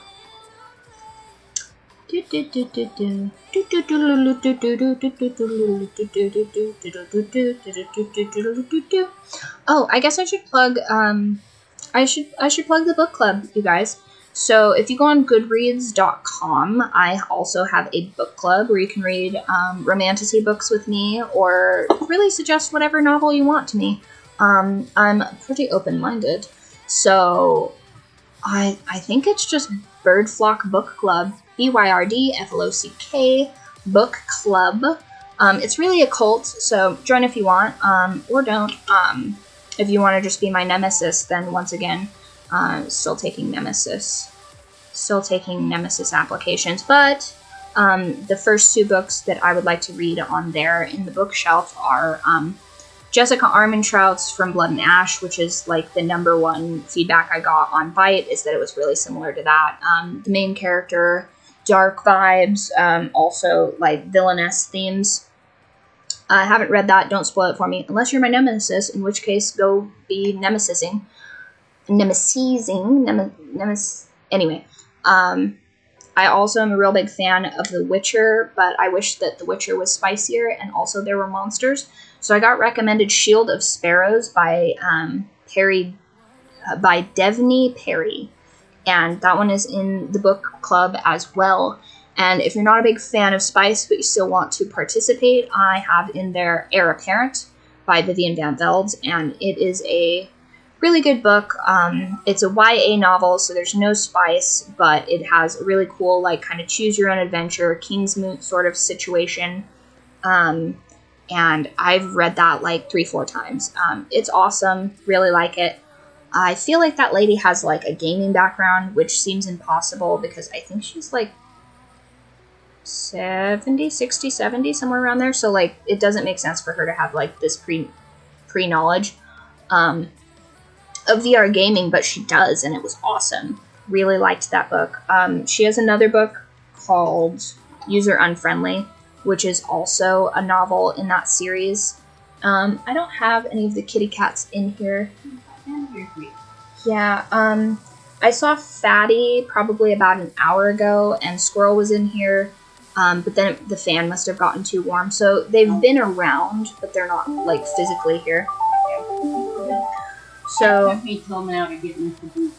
yeah, he's a little scamperino. But I'm wondering if Squirrel's out there dicking around, and that's why he didn't come in. Well, that is his girlfriend cat. So that's where I'm headed now. Nice. So our cats are mischievous and super naughty. Do you guys remember when it was like an hour ago, right? He was like vibing in here, and then I tried to get him to write my book, and he was like, "No, thank you, Riley. I would like to do kitty cat crimes." Anyhow, join the book club.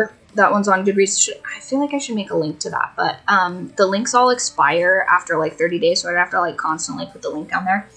I'm pretty sure it's just like an open group. You guys can just find it wherever you like. It looks like... Oh, let me see if I can find it for you.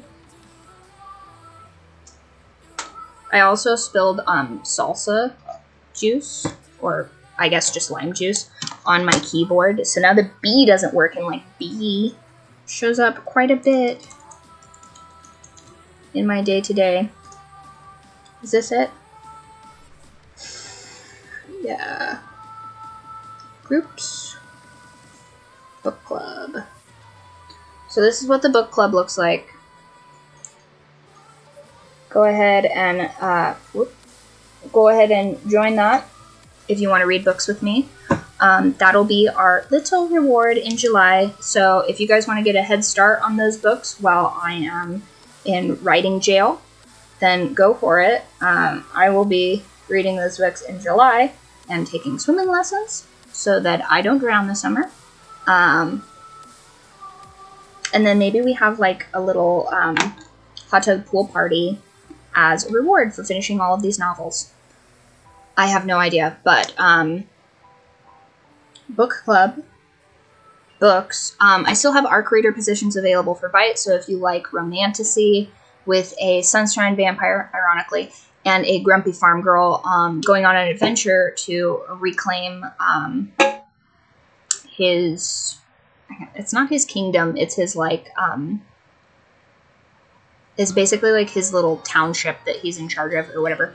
That is available either wherever you're watching. It's in my bio channel, where have you. I'm pretty sure there's a clickable link to all of those things. They still have some ARC reader spots available. Once again, if you hate my guts and want to be my nemesis, go ahead and read those books and be like, I hated chapter 7. You don't know how to write this, and I would have written it better. Totally allowed, totally cool with me. Welcome the opportunity to have some nemesises. Or if you guys just want to be, like, reading a free romantasy book, you go for it. I believe in you. So, I think we've left that prompt up long enough. Let's go. Guys only, what is something that a girl texted you that was, like, super duper mean that you guys still think about to this day? Like, something that you're just like, man, like, what a bitch. I can't believe she said that. The context of this is that the main character in the book that we're currently writing, she has an event and she puts out like a blurb. A couple of her friends RSVP to it and then intentionally don't show up, and they're just like, oh, sorry, had to, drink with the boys. And she's just kind of had enough. Like, they're just such fair weather friends. But the guy in question is like scared to be alone. So he keeps people around that he has really low expectations for. These are the kind of people that like wouldn't help him move if he needed help moving unless he offered like beer and pizza. And, he's basically just like chosen to be friends with a bunch of losers that are never going to turn him down because they have nothing better to do. But the main character is a really good friend to him. And he just like constantly spurns her, which is like super annoying. And she's finally had enough, so she texts back something super wicked to him. And I don't know how to be that mean.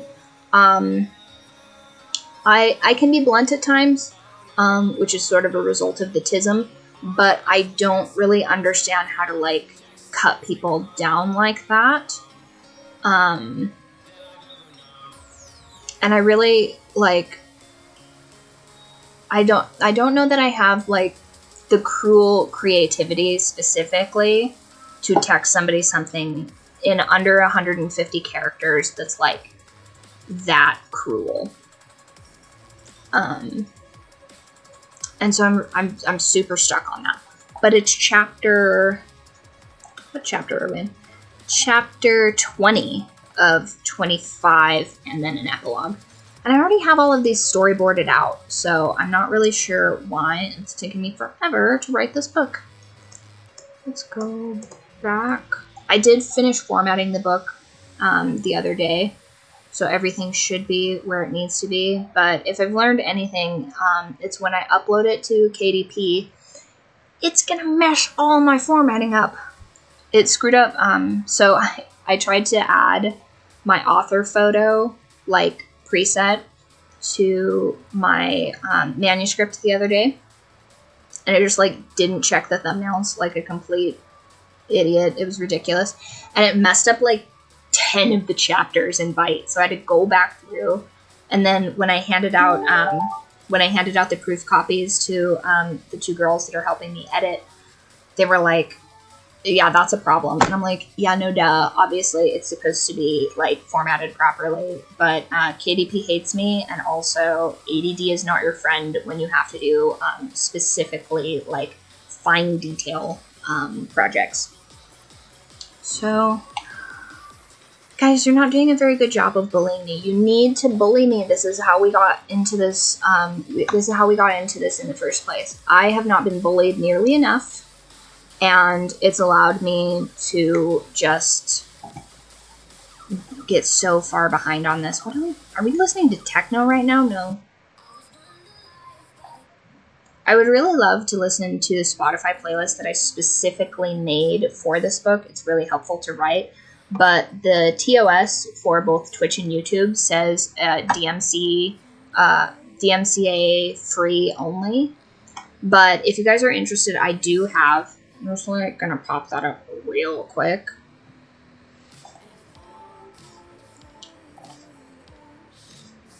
I do have a playlist here.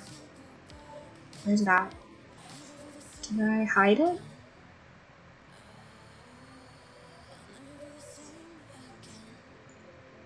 Did I hide it? Where did I put it? Library. No. That's not where it's at. So, I do have a Spotify playlist called Ash and Ren, and it's just kind of like the vibe of this book, and it's super. Oh, oops, no, go back to where I was. Guess this one's gonna hurt. She's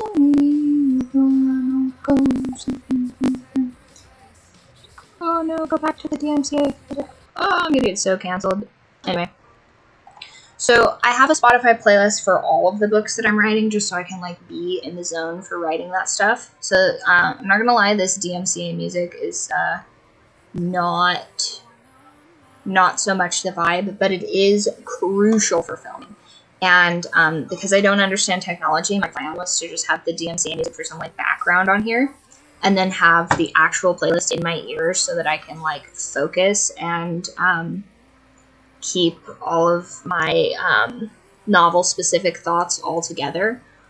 And then I don't understand how technology works, so it just kept switching between the Spotify playlist that I'm not allowed to play and the stuff that I'm supposed to have in the background so that my stream doesn't get shut down.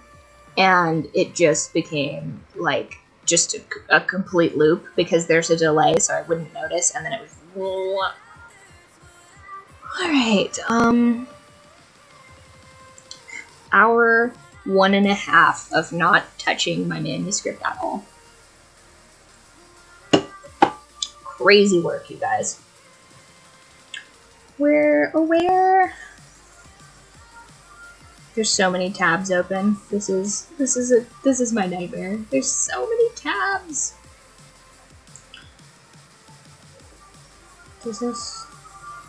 Do I have? Okay.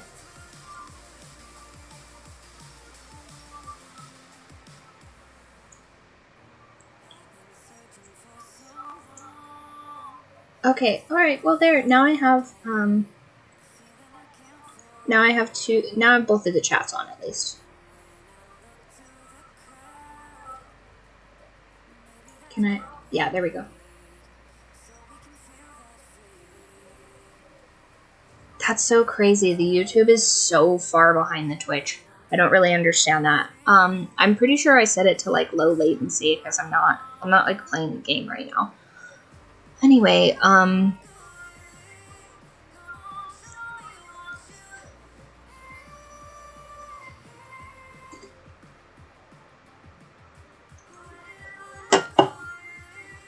okay. So let's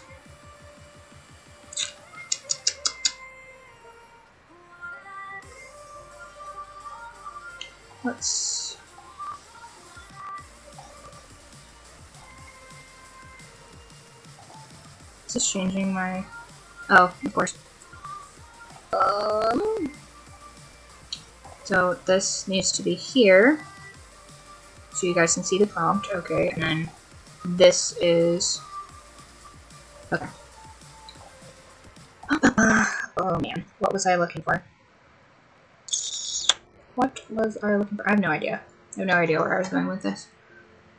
I have Goodreads. Goodreads is good. Where the feedback ends is good. These chapter titles are pretty banger. We've got PBRs, guitars, and poor decisions. That one was a fun run to write. These characters are so crazy. This is ridiculous. This is such like a downward spiral for like at least the first. Let's see here. Ooh, for the first like 2/3 of this book, it's just like a downward spiral. Like this is so depression where it's not even funny. And then insanity. Okay, we got it, guys. Oh, I remember what I was gonna do.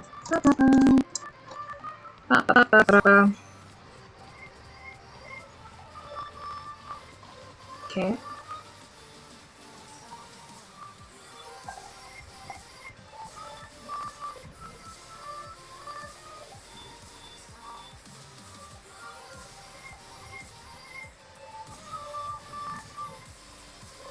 Where?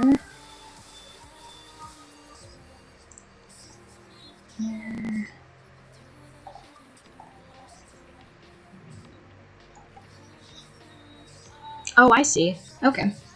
Well, we're over halfway to our follower goal on Twitch, so that's pretty sick. That's pretty awesome. I'm gonna pop out of there. Okay. We can do it, you guys. So, we're on chapter 20 right now. That one's, like, pretty much written.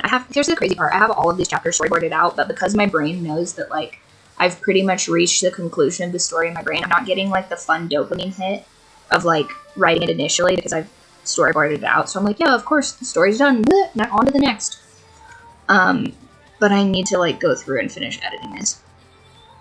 Okay, so this scene that I still need to finish writing is, is like when you go to a party and nobody knows your name, even though you're like an original member of the group. Let's add that as a prompt. Okay.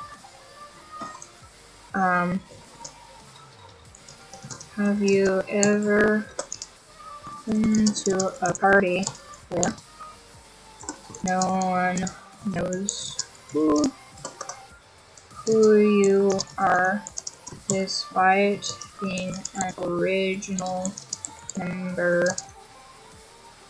of the group?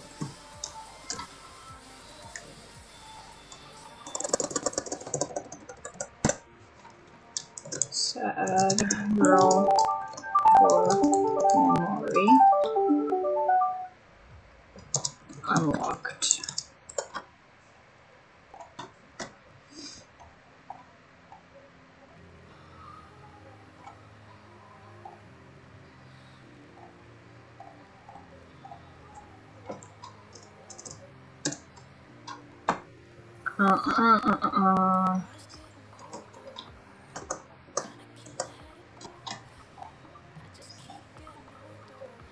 Nice. Okay, so we're gonna go in here and we're gonna tear apart that chapter.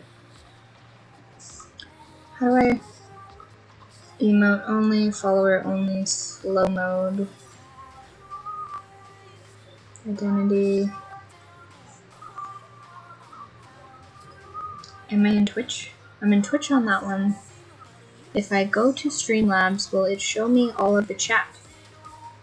It'll only show me one or the other of chat. Oh, yeah, I can't read YouTube chats at all. They're, like, not coming in. Wait, hold on. Okay. Well, that's one mystery solved. There's the YouTube chats. Jeez. Sorry, you guys. It's supposed to be picking all of these up. So I'm going to put Twitch right here. I'll put YouTube right here. And that should solve the problem. Sorry about that, guys. Jeez. Wow, that's massively embarrassing. Yikes. Yeah, apologies on that. So if you're watching me on YouTube right now, go ahead and send an emoji in the chat. Wow. Wow, that's so embarrassing. I hope you guys haven't been waiting for super long for me to reply to you, because, like, once again, OBS is supposed to be showing me the multi-stream chat right now, but it is not. It's just, like, totally blank, which super duper sucks. If I click YouTube, it shows me nothing. If I click Twitch, it shows me nothing. It really only has... If I refresh the chat, will it show me? Yeah, it's just, like, not showing the chat, which is crazy work. I wonder if that's something I have to calibrate in YouTube. Once again, if anybody has any, like, tutelage to make this multi-streaming thing work better, that would be great. Because, once again, I am too old to understand all of this, but also young enough that I absolutely should, which is insane to me. This technology has existed in my lifetime, and I have no idea how to use any of this. I just barely figured out the overlays for Twitch and YouTube, because originally I had only the horizontal display, and it was making, like, YouTube Shorts and TikTok pretty much impossible. Let's see, can I get source? Yeah, I have no idea how to even get... I have no idea how to even put the Twitch. Let's see, alerts and widgets. What would be cool is if I could put Twitch and YouTube. No. No. Widgets. No, come on. Oh, no. Yeah, Streamlabs. First of all, this is my beef with Streamlabs. Ultra. Is it Ultra? Whatever, like, the paid tier of Streamlabs is. I'm super, super dumb at this. So I really feel like this could be more intuitive, because, like, if you're, like, basically brain dead like I am when it comes to this stuff, it's super hard to understand, like, where to do any of these things. Like, how do I make the chat? So it says right here that it's got Twitch and YouTube is what should be showing up in my chat. I can't see that at all. I don't want it to be boxed. I want it to be clean. Save settings. Yeah, so I have no idea if that's even actually doing what I want it to be doing right now. I pretty much had to figure out setting this stuff up on my own. And, like, if I'm having to set all of this up on my own, like, usually, in my experience, being a dumb technology girl, if you don't understand how to set something up and you pay for it to sort of be set up for you, like, if I paid someone to set this up for me, they would just kind of low-key do it for me, or have, at the very least, kind of like an idiot-proof setup. And unfortunately, I don't believe that this setup is idiot-proof, as witnessed by, well, like, can't figure out how to read YouTube and Twitch chats. The multi-stream chat log is just, like, not multi-streaming right now. I can't even see Twitch's in the stream chat at all, unless I click on exclusively the stream for Twitch in OBS. And then I had to sort of, like, ham-fistedly kind of figure out how to put all of the sources and stuff in here, which I kind of vaguely remember from, like, I don't know, 10 years ago trying to do this whole setup. So at least that stuff hasn't really changed all that much. And I used to do a lot of work in Premiere Pro, so it's, like, sort of makes a little bit of sense how it's kind of laid out here. But as far as, like, as far as, like, ease of usability, this is not the vibe. So, like, I can't test my... It doesn't appear as though I can test my chat on OBS, which is not cool. I would like to be able to, like, see what my chat looks like before I go live to make sure that everything's where it needs to be and everybody can read this, because it would suck to film, like, 3 hours of this and then, like, not have any chats at all go through, which is probably going to be the case with this. And, I mean, the layout part is... I'm pretty sure the layout part on this is pretty much as close to intuitive as it's going to get. You pretty much just, like, pick the layout that you like on OBS, and then you import it, and then you have to, like, I guess calibrate it for your screen and stuff like that. So that part is cool. I can see now after the, like, third or fourth time that I've tried streaming that if you go to YouTube, which, by the way, this isn't even the YouTube that I would ideally like to stream from.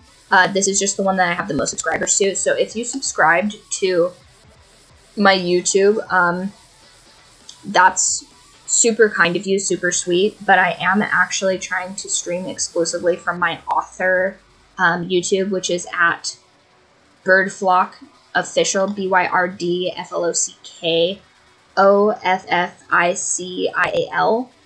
And that one's going to be the writing YouTube. So if you guys could follow that one. That one's going to be exclusively, like, writer business. Riley Byrd Official is kind of my, like, dick around one. But I'm utilizing the fact that I can go live on there to create this content. So I'm going to be uploading these lives to the Byrd Flock Official one anyway. So the moment I have the minimum required 100 followers on there, I'll just be going live on, like, the appropriate YouTube. And that goes the same for my TikTok. So I can't stream on TikTok because at Byrd Writes, BYRDWRITES, is my writing TikTok. But I don't have the appropriate amount of followers on there to go live with the stream key. So it's, like, a huge pain to be able to put my content up on there. So once all of the pieces are in the correct places, then I'll be able to just have everything pretty much be, like, cross-platform like that, and you guys can just go to whichever platform you prefer. But unfortunately right now it's, like, kind of, like, a little bit in all of the wrong places.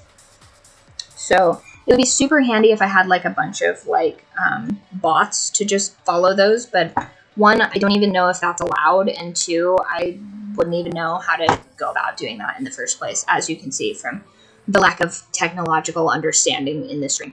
So we're going to do our best. We're going to write the book, and hopefully, this improves over time. So I can't promise that it's going to improve very quickly, but either bear with me or have someone yell at me to fix these problems, because essentially we're running right now sort of the Dumb Bitch Olympics, and I'm trying my very best not to get gold, or to get gold, depending on which one of those would be preferential, I suppose. Oh, I have so many red notifications on it. What does dropped frame rates mean? I have, somebody please tech encyclopedia me what any of this stuff means. But anyhow, so the YouTube that I'm currently live on, needs to be amended to Byrd Flock Official, BYRD FLOCKOFFICIAL. So that one is the one that I'm going to put all of my writing stuff on the moment I'm able to do that. So that is the one to follow for writing stuff. The other one is essentially going to be kind of a dead account. Unless I have like sketches or something, I guess I'll put those on there. But yeah, so that's where I'm at with that. And then, oh no, I think I broke all of the links to my website because I tried to make everything consistent. Dang, technology strikes again. Okay, so, yeah. Back to dashboard. Oh, Twitch, why you do me like that? Oh,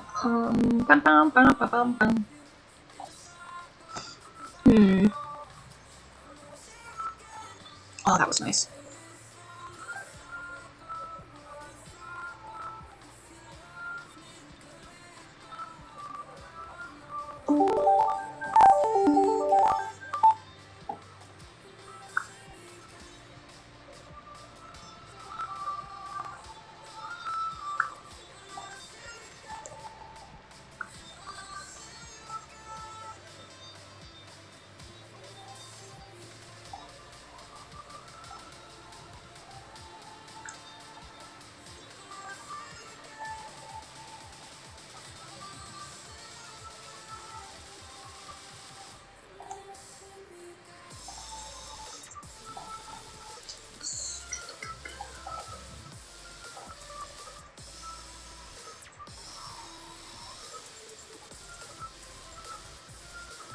So I have to have merch on OBS? I'm so confused. Oh, let's check the time, guys. Where are we at? We are nearly to hour 2 of me not touching my manuscript. You guys need to believe me. You really do. I thrive under the harshest of conditions, and the conditions are too optimal, so... Where's it out here? What are we doing? OBS. OBS, figure out your life. Figure it out. Okay, so while that goes, let's see here. Did I mince corn salsa? Okay. I set my bowl of roasted corn salsa down amongst the others at the kitchen table, only to realize there were no others, just a few grocery store tubs sweating through their plastic, and a party-sized bag of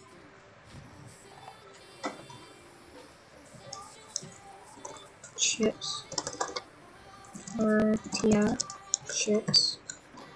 Leaning against a jug of neon orange soda, the salsa I'd made, fresh corn, roasted until it caramelized, chopped cilantro, lime, and a pinch of smoked paprika, stood out like it had overdressed.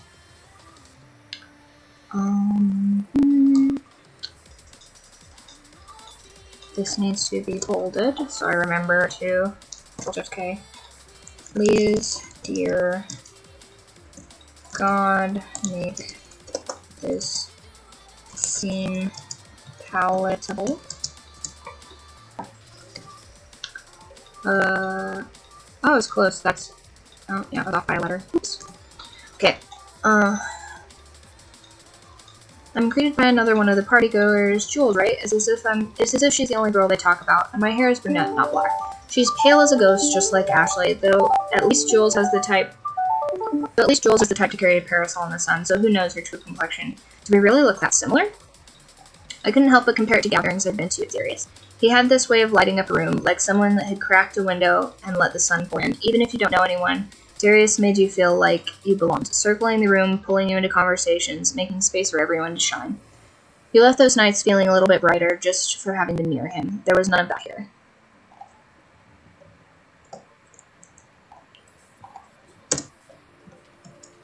This room felt dim in every sense of the word, like everyone had calcified somewhere around 20, and never made it past the glory days of graduation parties and cheap beer. It wasn't nostalgic, it was stagnant. And the more I looked around, the more obvious it became that no one here was really interested in showing up for anyone else. I sank into the couch, phone in hand, and told myself I'd give it an hour, just long enough to not seem rude. I resigned myself to scrolling on my phone on the couch for the remainder of the scheduled hour that I planned on being here, which went by excruciatingly slow. I decided to leave early, and as I stand, Ricky notices me, and he carries in a tray of meats from the grill. He eyes my corn salsa conspiratorially, like he can sense the planning behind it to overshadow his dish for the event. I wonder if he intentionally doesn't introduce me to his other guests, or if my appetizer was just too much for him to swallow in the wake of my canceled wedding reservations. The moment is tense in a way that I can't recall where it began, but whatever friendliness between us had hardened and crumbled into whatever this was. The whole of the divide between us exhausts me, and thankfully the timer on my phone begins to chime. I shrugged sheepishly at Ricky and made my exit, though not before I was pleased to hear somebody raving about the salsa as I let the door snick shut in response. The night with Darius is like a dream by comparison. His mother is sweet, Maul is doting on her like a puppy, which is odd to see given his rough exterior. The fireworks crackle overhead as we lounge on the picnic basket I brought along. I need to extend that scene.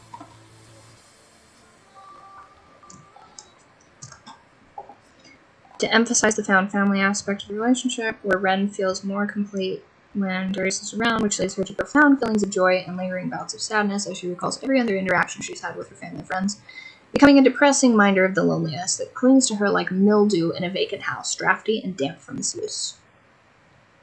Ooh. Yeah, this caffeine is buzzing. I probably should have eaten something instead of just taking the equivalent of an espresso shot. Soldier on. Scrolling through photos from Ricky's party later on in social media, I realize I'm conveniently absent. I look further back into the events and outings that I knew I attended. No photos of me there either. Not one. It's worse than feeling erased. It's more like they had never meant to include me in the first place. The thought makes me sick. That needs to be bolded so I can go back. I booked a gig outside of the city in a nice little park that was hosting a small festival, and despite my reservations, I decided to post a few adverts on my personal page. Ricky and a few of the other guys from his clique RSVP'd, and I wonder, stupidly, if this was their way of apologizing for the lukewarm welcome on the 4th. Then the night of the event comes, and I don't see any of them. It's not a huge festival, and my set is scheduled closer to the evening lineup, so I wait, hoping, watching. And then I feel stupid. That could be more impactful. Ah! I wrote half of this, right before bed the other day, and so this is just, low-key a fever dream. It's like writing with multiple personalities, and one of them is an idiot. More impactful. So I basically have to write notes to myself like I'm in Memento.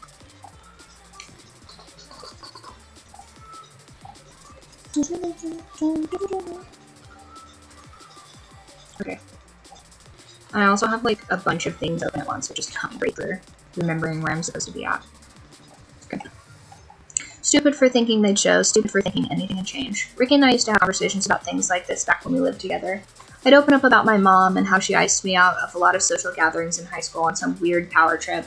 Back then, he'd say things like, if we'd have known, we would have come to get you. His fantasy of rescuing the princess from the dragon, always easier to romanticize than to act on. And yet, when it actually came down to it, when he had actually had the opportunity to be supportive, to show up and be an actual friend, he was nowhere to be found. The only person that had ever actually showed up to rescue me was Ashley, and even she wasn't here now. The feeling sits sour in my stomach until I receive a text as I'm wrapping up cords well after midnight. Ricky. Can't ditch the boys for your little party. Brain check? I regret even setting the table down to read it. All those feelings of shame and disappointment come rushing in like an open floodgate. I feel stupid all over again, wanting acknowledgement, for hoping for the attention of these losers. Darius' voice fills my mind. They're not your friends, Ren. They're just people who happen to be around when you're becoming who you are. With renewed fury, I fire back a text of pure apathetic venom. That doesn't make any sense. Why did I write that?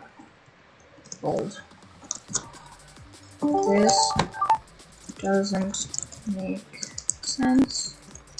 Venom is not pathetic. It's corrosive. Close enough. How did I spell sense wrong, but corrosive correctly? Who knows? Oh, okay, so I need to get out of there. Still loading. What the frick? Okay. Need to switch back to guys only. What's something a girl texts you that absolutely gutted you? Toxic text that you still think of later. So, the lead into that prompt is the scene that I just read to you. So basically, the main character has had a... I'm gonna put that to the front there. The main character sent out an RSVP to an event she's at. Her quote-unquote friends said they were going to go there. They didn't go there. And they basically kind of, like, snarkily drunk text her, like, oh, sorry we didn't make it. And at this point in the story, she's had enough. This is, like, the third or fourth instance that that the reader in the book would be aware of, where they just, like, drop the ball friendship-wise. Like, they're not being very supportive. They're prioritizing kind of shittier friends to be in the main group of the friends. And she's, like, the most reliable, the most sympathetic, and she just, like, isn't part of the main group for whatever reason. So she's had enough, and this is, like, her villain arc moment, where she's just like, you know what? Go fuck yourself, basically. And I need to expand my brain to be able to write something super viciously cutting that would make a guy very upset. Something that, if he did choose to go to therapy, would get brought up.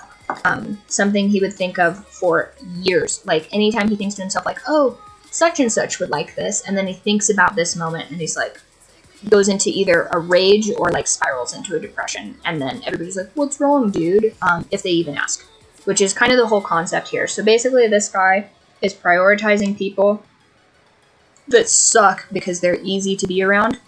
Because it turns out losers, like, are always kind of available. And because he has, this character specifically has an innate fear of, like, being alone, like, he can't just sit with his own thoughts. So he just has surrounded himself with essentially, like, yes men and bums, so that he doesn't have to, feel like anyone will ever potentially abandon him. But these people are all terrible friends. They don't care about him, they don't really celebrate his successes, and they're really only around as long as the booze is flowing, and they're all stagnated in high school. So that's his character. And that is the dialogue thing that I'm essentially stuck on in chapter 20. And in chapter 22, oh, okay, so I need to rewrite the dialogue for that as well. So next scene, so the main character texts this guy back, and she just sends this, like, vicious text message to him. And she doesn't even check to see if he responded, because he doesn't respond. This is the farewell tour for this thing. Like, he is so rattled by this text message that he never speaks to her again. But he doesn't block her, because if he blocked her, then if she texted him in the future, it would be like, this number cannot be found, or whatever it says when people block you. He just, like, shell-shocked, like, can't respond. And then this is the thing that, like, pops into the back of his mind in the future when he's, like, been drinking or whatever, and he recalls her. I mean, you know, like, he would be... A scenario where he would recall this would be, like, he'd be in the grocery store and he'd, like, pick up, like, I don't know, a can of, like, green chilies or something like that, and he'd be like, oh, I wonder what the recipe was from whatever when so-and-so would make us enchiladas or something like that, and he would have this moment because they basically were, like, attached at the hip for, like, years because they were roommates. And not like they were roommates, but, like, they were roommates.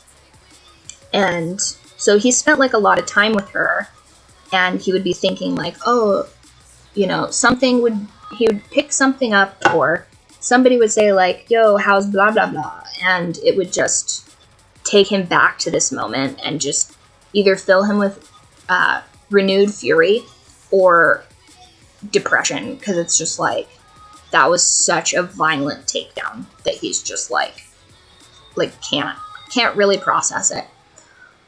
So anyway, next scene. Let's see here. Where are we at?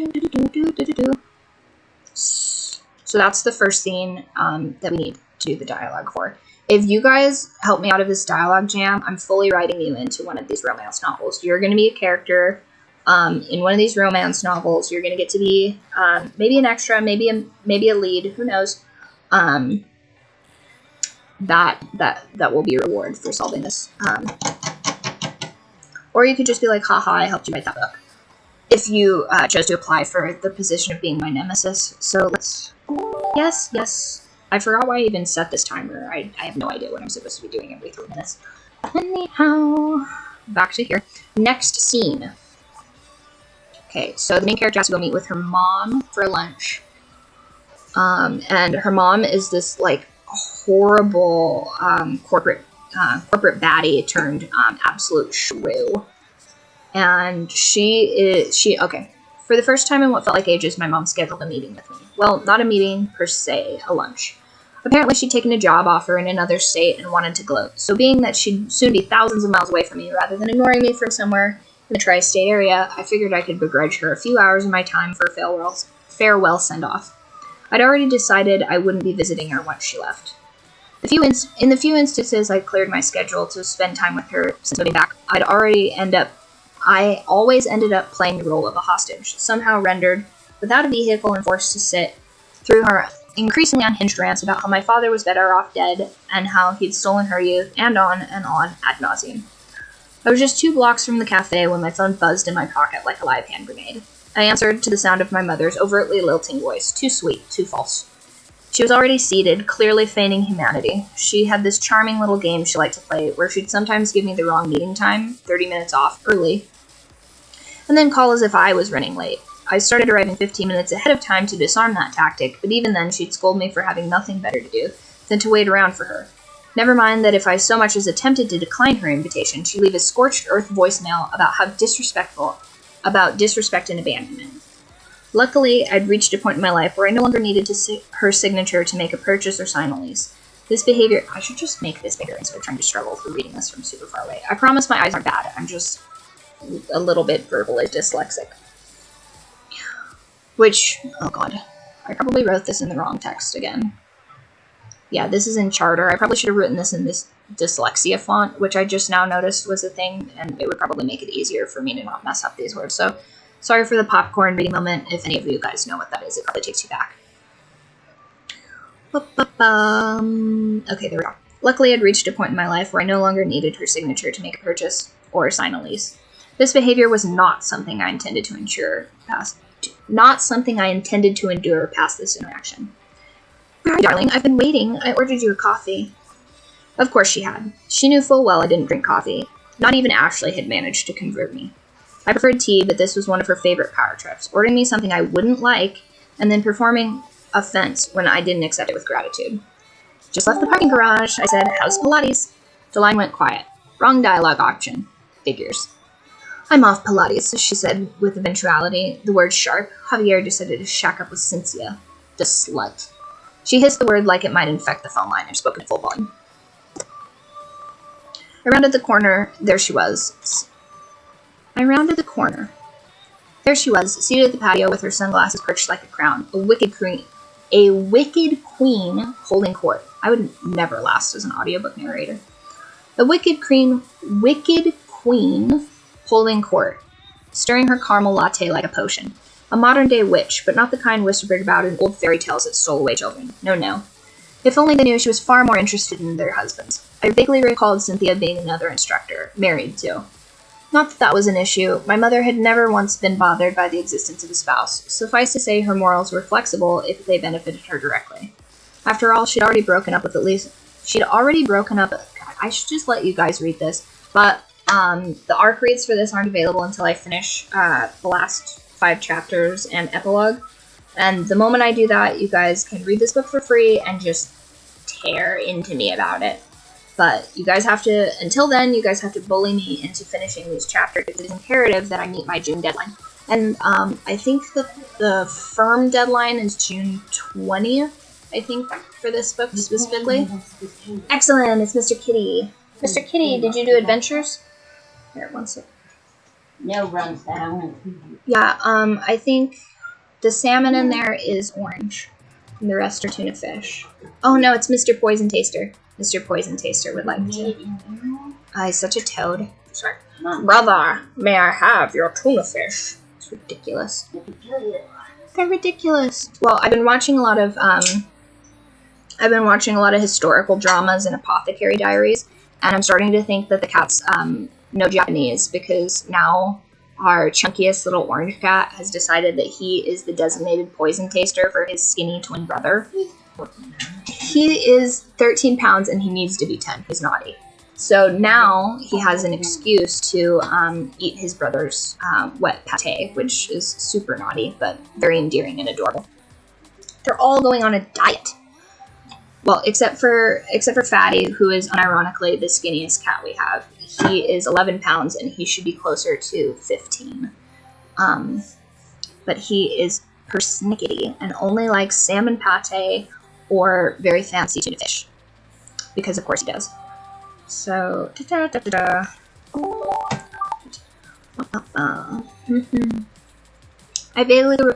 I vaguely recalled Cynthia being another instructor, married too. Not that that was the issue. My mother had never once been bothered by the existence of a spouse. Suffice to say, her morals were flexible if they benefited her directly. After all, she had already broken up at least one marriage under the pretense of being misunderstood, and then framed the whole thing like she'd been swept up in a torrid, ill-fated romance, manipulated into the affair by the puppeteering of a husband. She liked to frame the past like a monologue in a one-woman show, tragic, noble, endlessly written. And the dialogue here is ass. So, 3-word dialogue to be more consistent with milk. Toast. That's hyphenated, right? Father figure. Okay. We're going for attaining of the shrew aspect here to round out that scene.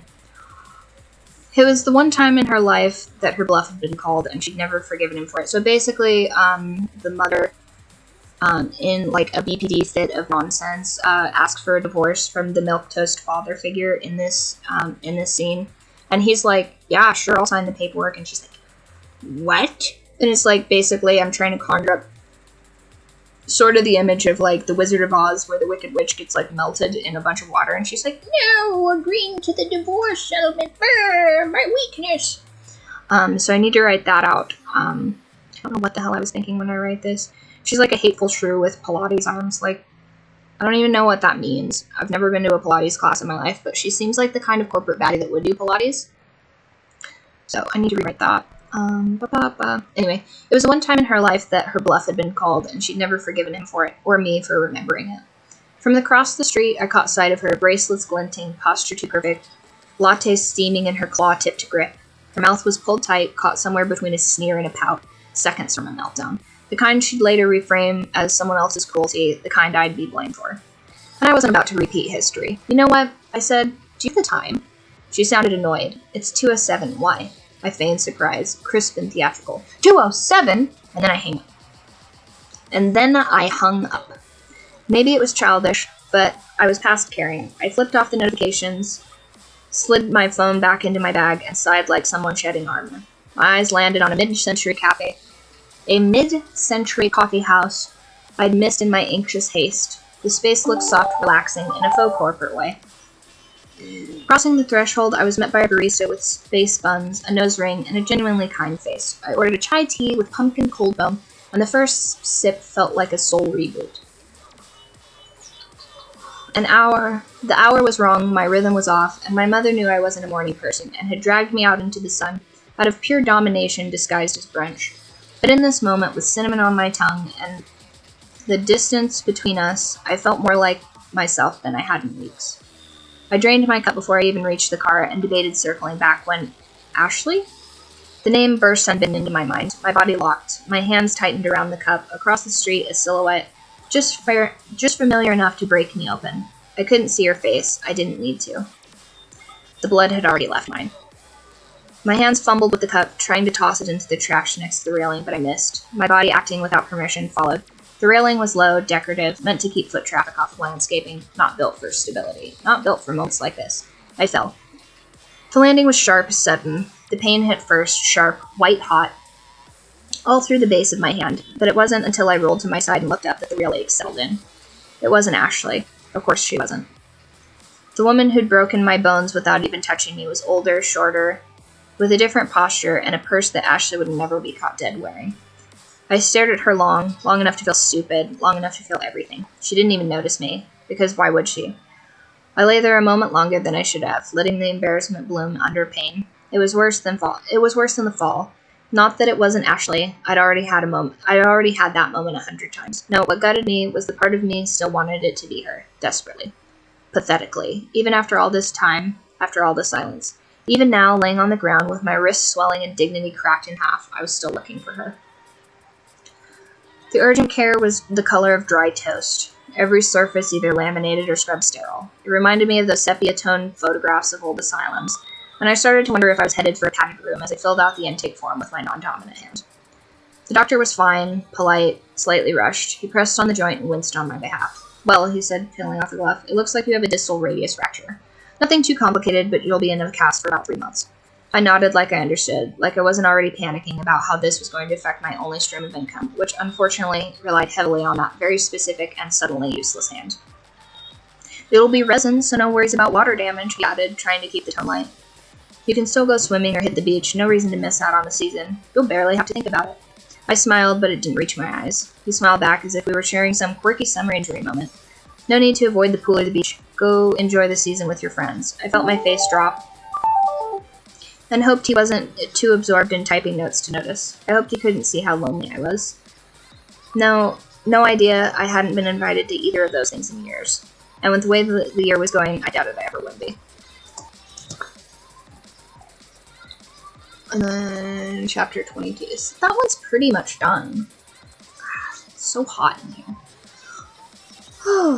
Or once again, maybe it's just the two. What is a normal amount of caffeine? What is the amount of caffeine in a cup of coffee? Oh. So this is like more. This is 200 milligrams of caffeine a lot. Recommended upper limit. Ooh. That's why I feel kind of loopy. Caffeine. Those are pretty good, actually.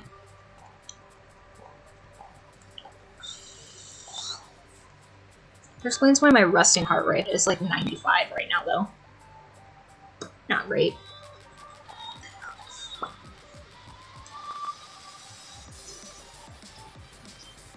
Okay. There we go.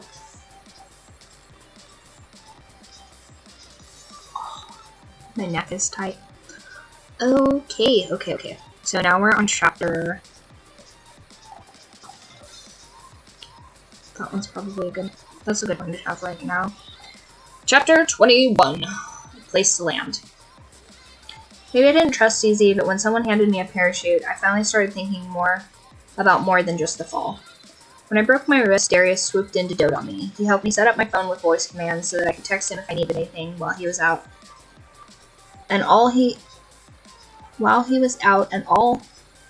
all but insisted that I stay with him while I recovered, though I refused to move in with him outright. It seemed all too soon, and my past history of dating all my boyfriends switched up the moment that we ended up on a shared lease.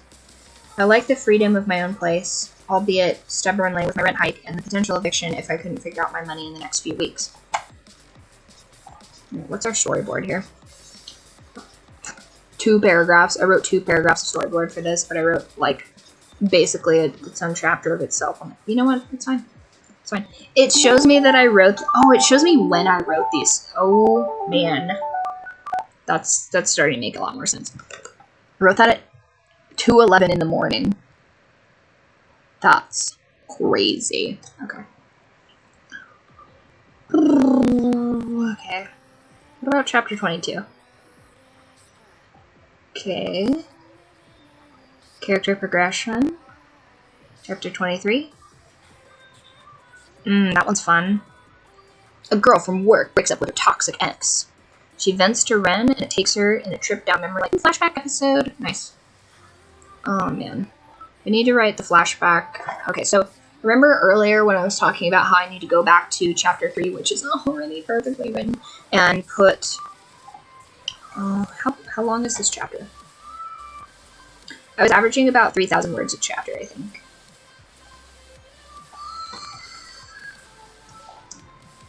Yeah, so that's about 3,000 words for that chapter. Sitting under just 2.5. So I could probably get that flashback done in like 1,000 words or less. And then that chapter will be golden. And then that will mean that I have chapters 1 through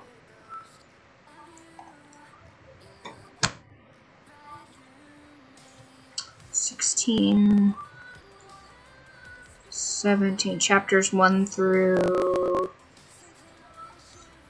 We'll go, chapters 1 through 18.5 will be done, which is... Let's do the math on that. 18.5 divided by 26. That's 70% of the book completed. And then so that's 70% of the book completed, which means I have 30% of the book to complete by June. And every Monday and Friday we're going to write. And you guys are going to bully me into finishing this book by June. Maybe not June 1st. I won't hold myself to that because that's insane. But we will complete this book by, I think the latest that I have on here to finish it is June 20th. But we're not gonna wait till June 20th. We're gonna finish it by at least the first or second week of June. And then I will go back through, format the entire book, and do some light editing. And then we will publish it. This book will be published in June. That's what we're gonna do. You guys are gonna bully me until I complete the task. We're gonna do it. And then July, we're gonna party. Because what I like to do when I complete a book is take about a month and a half off and then just like party in the USA about it. And then I immediately launch into writing another book. So when I wrote Bite, the vampire romantasy book, I started that book in October and I finished it, I think, around the second week of December, which does not include formatting it. And then I took all of the rest of December and January off to play League of Legends like a NEET. And then I formatted that book and I sent the drafts in to the editor, who did an amazing job on the cover of that. Let's bring up the cover of that book one more time if you guys haven't seen it yet. Nope, that one's the next book we're writing. So this is, let's see, where's my camera at? This is Bite, my vampire romantasy book. I still have some ARC read spots available for that book, depending on where you're watching this. It's either in my channel or bio. There's definitely a link there. I still have quite a few ARC read positions on that because I had to open a second. Oh, 1 second. 1 second, got a call. Yes, hello? Hello? Yes, what is it, love? I did not make rice. Do you want me to make rice real quick?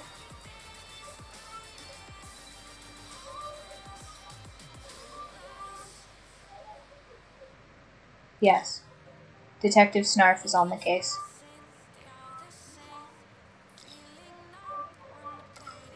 Okay. I'll get you some rice going. Did you get a chance to ask about the novel? What did she say? How far in is she?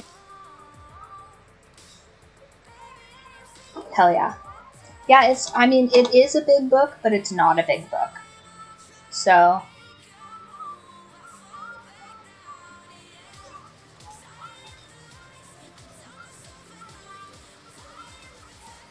nice.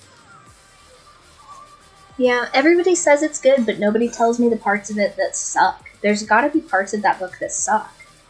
Like, there has to.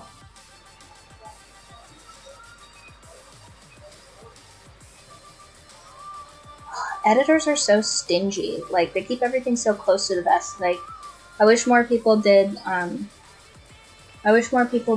yes, timer.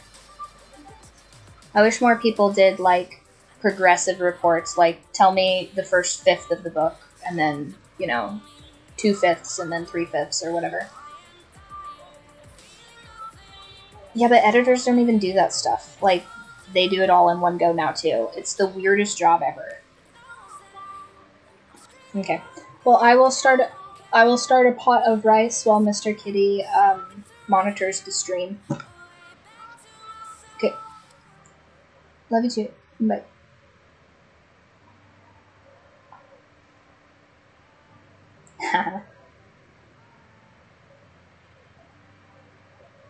Alright, BRB guys, I'm going to start a pot of rice, and I will be back in, like, 5-10 min. Under 10 mins, jeez. Probably closer to 5 minutes, so grab a drink, grab a snack, and I will be right back.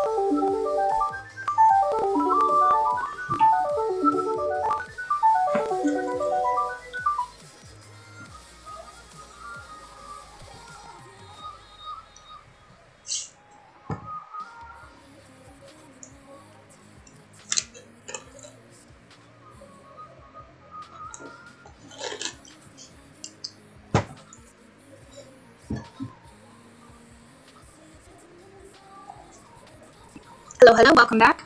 Mr. Kitty has apparently abandoned his post and is now laying on my blue blanket like a complete layabout. You're layabout, Mr. Kitty. I feed you tuna fish and you give me nothing. That's not true. He lets me snuggle him like a little teddy bear. He's such a good boy. Okay, now that I've had 2 days worth of caffeine, you're going to switch to carbonated water. Because I like to pretend like I'm drinking soda to trick myself into drinking maybe not so much water, but kind of closer to water. Water's yicky, but you should drink at least 4 liters of water a day, I'm pretty sure. Try to not. If you haven't drank any water, you guys should take a sip of water right now, immediately. Okay, so do I just like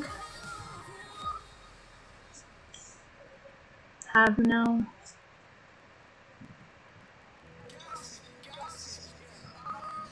Weird.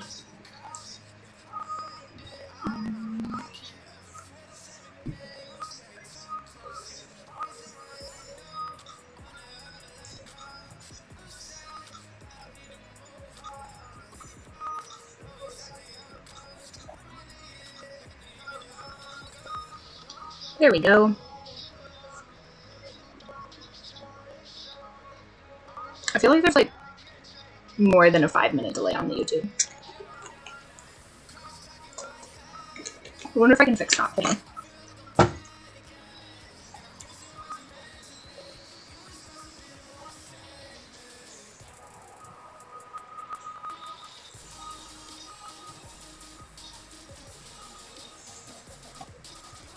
See if I can fix that delay in chat right now. Or, oh, not that one. No.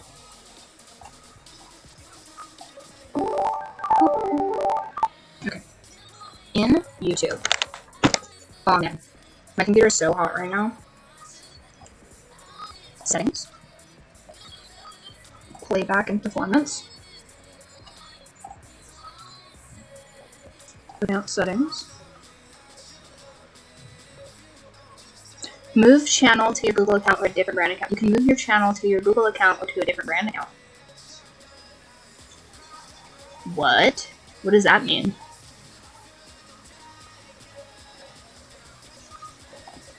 Account. How do I... Channel status or features. Upload. Preference. General. Channel.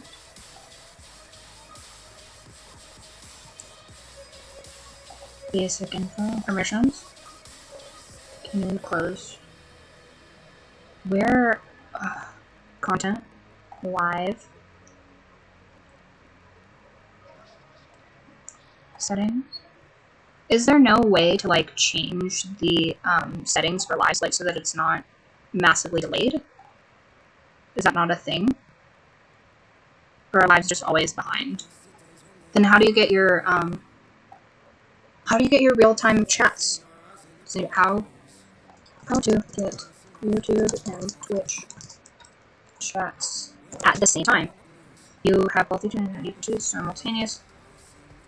Oh, that must be an OBS. Okay, so maybe settings, advanced, nope, virtual webcam, stream, general.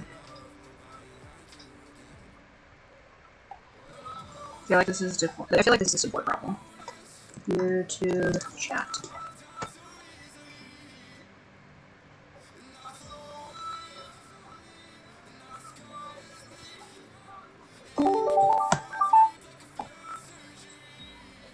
There's a stream on YouTube. Talk Studio.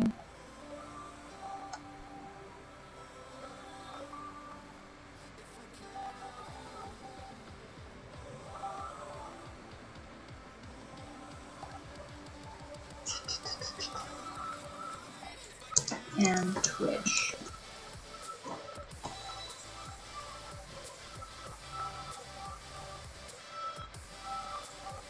Import chat file. I have no idea. If anybody has any way to If anybody has any way to sync up the chat for YouTube and Twitch, let me know, because I'm not getting any of the YouTube chats until like way, way late.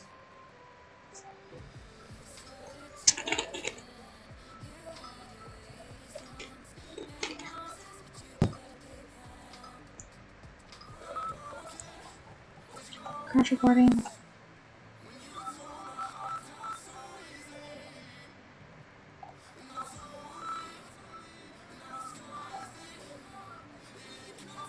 Chat settings.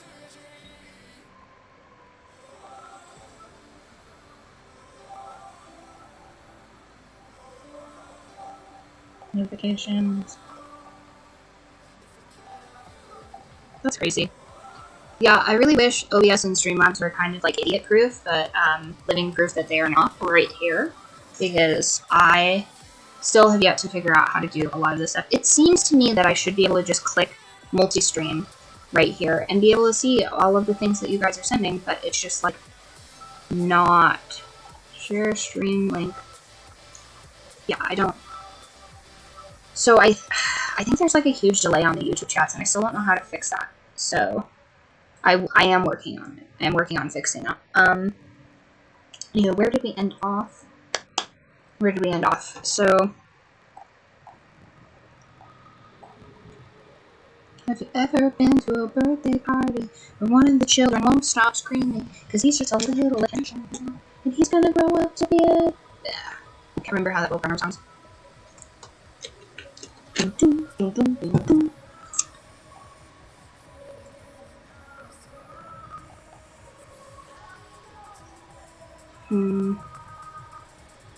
Okay. Alright. We got it, guys. We're gonna do it. We're going here. And we are going to write some chapters. Find the chapters. Chapters. Okay. When the bottom falls out. When the bottom falls out, when the bottom drops out. When the bass drops. Okay. There's a ton of dialogue at the end of chapter... Let's see... At the end of chapter 19, there's a bunch of dialogue that I need to go through and approve. Gotta say, this watermelon starburst does not hit as hard as the strawberry starburst. The strawberry starburst is really good. 10 out of 10. Cherry close second. Watermelon third tier. Which I would say that watermelon as the starburst candy itself would probably be second tier. But this is third tier. Third tier beverage. I'm not sponsored, so don't quote me on any of these things. Okay. I also considered dropping where the feedback ends, like the first 2/3 of it, I guess, into being an arc read while I'm finishing it. But I'm not really familiar with if Booksprout punishes you for claiming a copy that you already have or not, or if that's just like solely at the author's discretion. Because I uploaded Byte like 4 times, because I did the first run through, and then I was like, okay, this is good enough for ARC readers. Like, there's some small grammatical errors and stuff like that that I'll fix those for the book. So then I sent it out, and then I like couldn't just leave it alone, and so then I edited it another 2 more passes to get like all those grammatical errors out of there. And then I went back through one more time after I'd converted it to an audio file. So I listened to a robot read the entirety of the book, which was so grating. It was like listening to a centipede try and write. It was awful. But it did make it really easy to fix some grammatical errors that I didn't notice for the first and second pass through. And then I uploaded it again. And then I realized that the font was just terrible when I did the proofing for that for the paperback version. So yeah, it got pretty crazy. So now I think that I'm on iteration number. I've read the book 10 times, so after about 10 times of reading it, I got kind of bored, but it was still pretty novel after the 3rd and 5th time, but I noticed a significant drop off by the 8th time I had to read through the entire completeness of the book. So it looks like I am on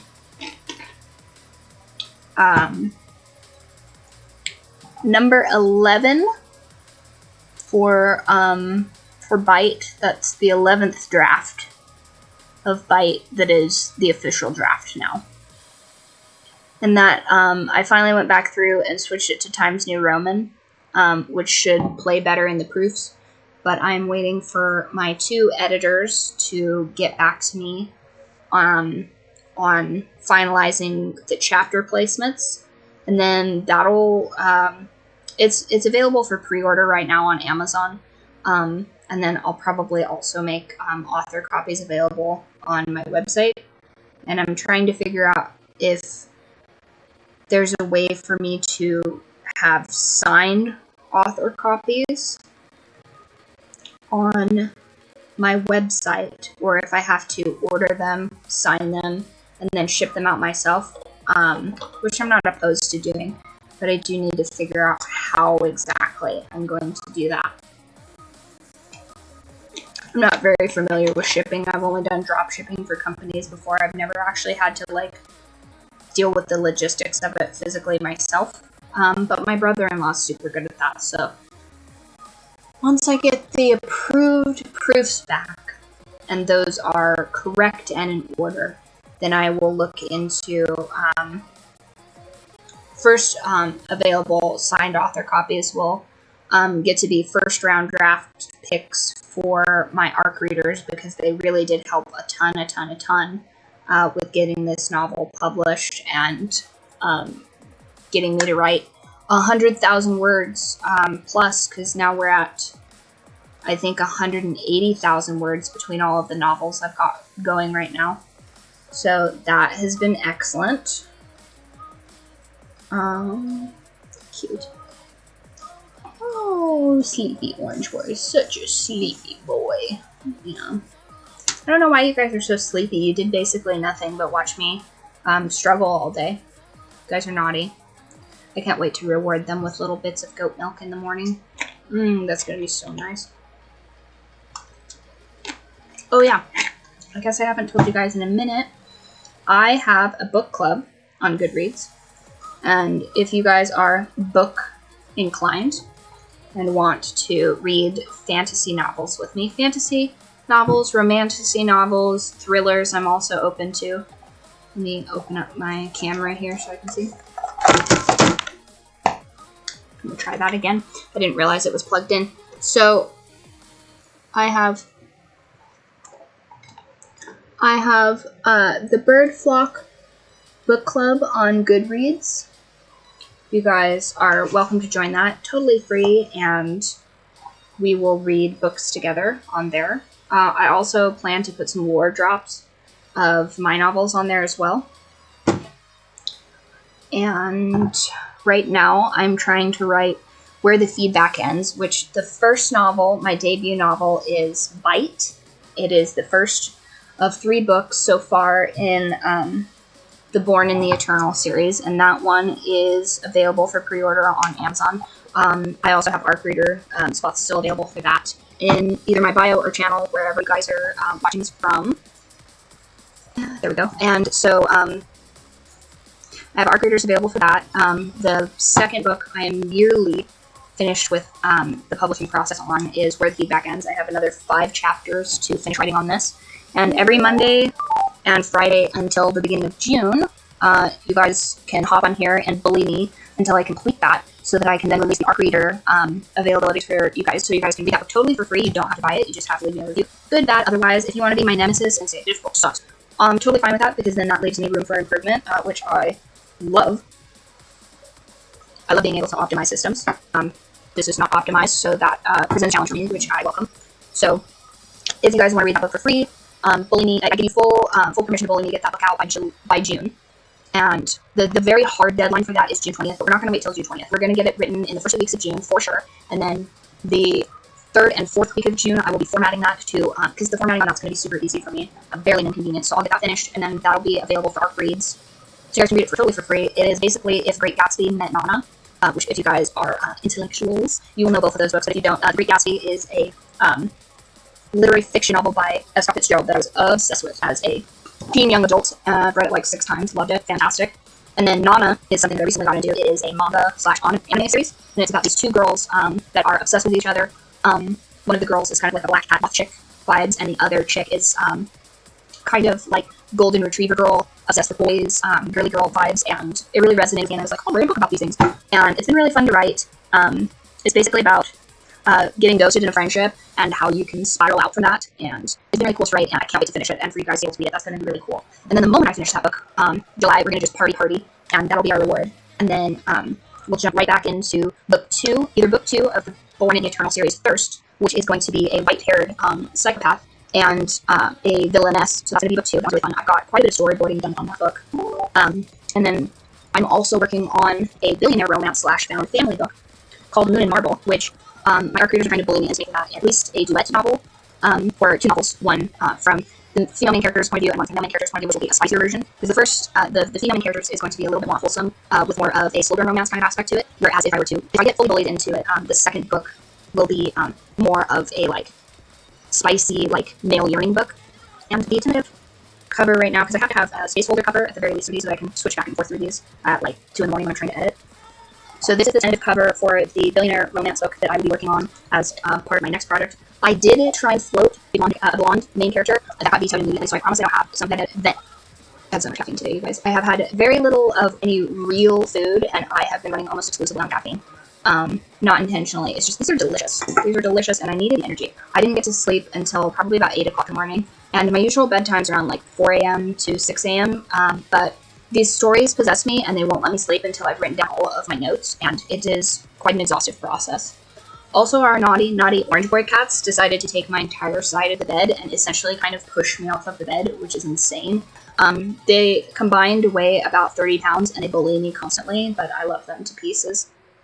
So, yeah, so I'm floating the idea, potentially, if these girls get their pitchforks and torches together, they could potentially get me to write 2 books in the Moon and Marble series and make it a series, essentially. And I think for sure the first book is going to be Moon and Marble, because the main character's name is Diana, and she's essentially named after the goddess of the moon, because her mom is like a super big, like, mythology chick, mythology girly, and her adoptive sister calls her Moon, which is so sweet and so cute. I think you guys are really going to love it. And then the second book I would do in that series, should I go that route, would be probably Sun and Steel. So Sun being like, you know, there was that trend that went around like, oh, I tried to be the moon and then I realized I was the sun, or whatever that was going on TikTok, which I don't really understand. Maybe it's the tism. I just don't really understand those trends very well. I have to have somebody like do a complete breakdown of those. And then the third book that they're also trying to get me to write, one of the girls that's reading my novels right now, she asked if I would do a spin-off series for Alice, their younger sister, and I was like, okay, maybe I'll write one for Alice, and then hers would probably be like stars and harps or something like that. Stars and, I don't know, notes on stars or something like that. So I would do a moon, a sun, and a stars, and then that would be the completed trio of those 3 books. Whereas for Bite, book 1 is, I try and do like an encapsulating theme with them. And with the Bite series, I'm going for like a tarot cover design situation. Did I show you guys the cover design for Bite? You guys can see it if you look it up. I have an ISBN and all that on it. But where did I download it? Is it on here? Did I put the overlay on here? I have where the feedback ends. Are you serious? Do I not have my cover on here? That's crazy. That's absolutely crazy. So the cover for Bite.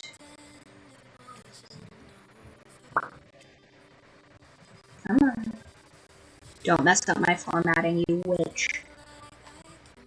So this is the cover for, try and not get the glare. This is the cover for Bite. It's a play on the Hanged Man tarot. Don't look in my messy office, it's terrible.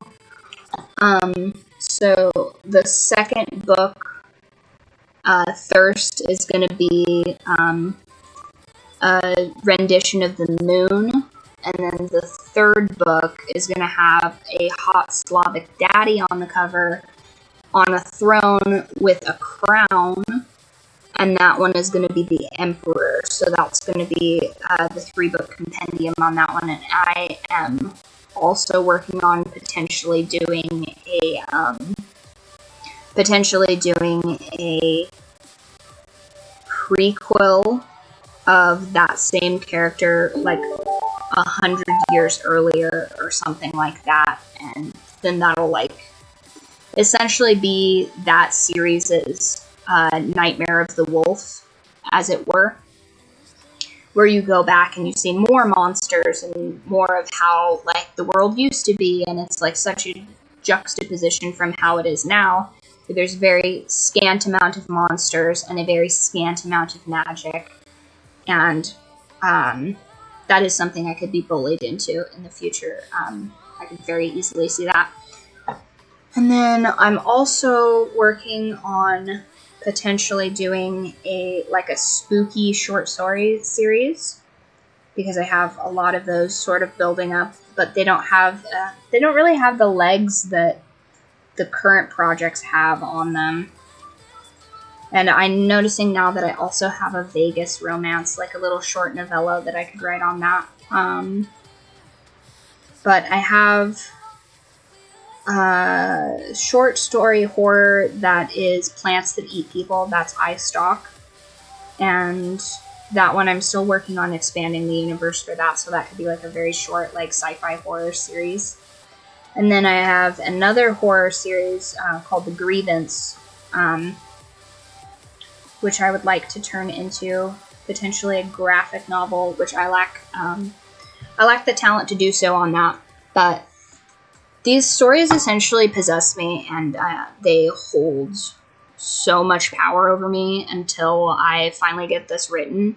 And it's really affecting my sleep schedule. Like, it's essentially like low-key a little bit of a reoccurring nightmare until I get these books like 80% of the way written, and then I can finally have like nice dreamless sleep instead of having to just like pontificate on these novels until I wake up startled and have to write something down in my Pages app.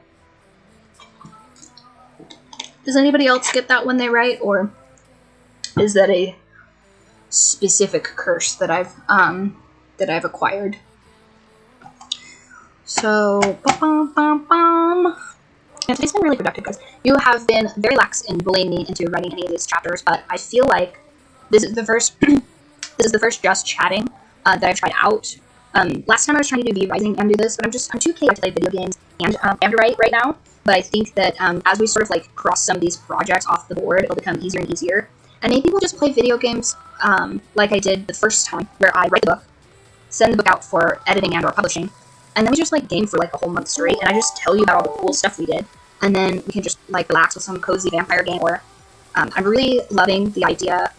Where's that? I think on my wish list. Where is it? So there is like it's constantly trying to show me Otome games, but I lack the Okay, show me. Are you for real? Are you not showing me my wish list games? Cozy. Is it? Show me my... Okay. So, I have on here, cute cat simulator. I forgot I put that on there. So there's this game that's coming out that's kind of like Stardew Valley vibes, but it's called Vampire Rancher. And I feel like that would be a fun game to play while we're taking a break from writing as like a little treat. And then there's also a game coming out that's like very Witcher-esque. I think it's the same people that worked on CD Projekt Red's The Witcher 3. And that one is Blood of the Dawnwalker, and I'm gonna play the shit out of that game. I'm gonna play it so hardcore, you guys will lose your minds at how much I play that game. And then I know The Witcher 4 is coming out, but I have like such mad beef with the way the Witcher series has gone recently. Like the Netflix adaptation pissed me off a bunch. Wasn't a big fan of that, and because of the ill feelings that I have with how the Netflix series did The Witcher dirty, it made it like impossible to explain to my husband. He's like, "What's going on?" Because they tried to do time. I'm just brief rant about The Witcher. They tried to do time skips with characters that don't look like they age. Yennefer and Geralt are very long-lived characters. They live past the normal generational split of other characters in the series.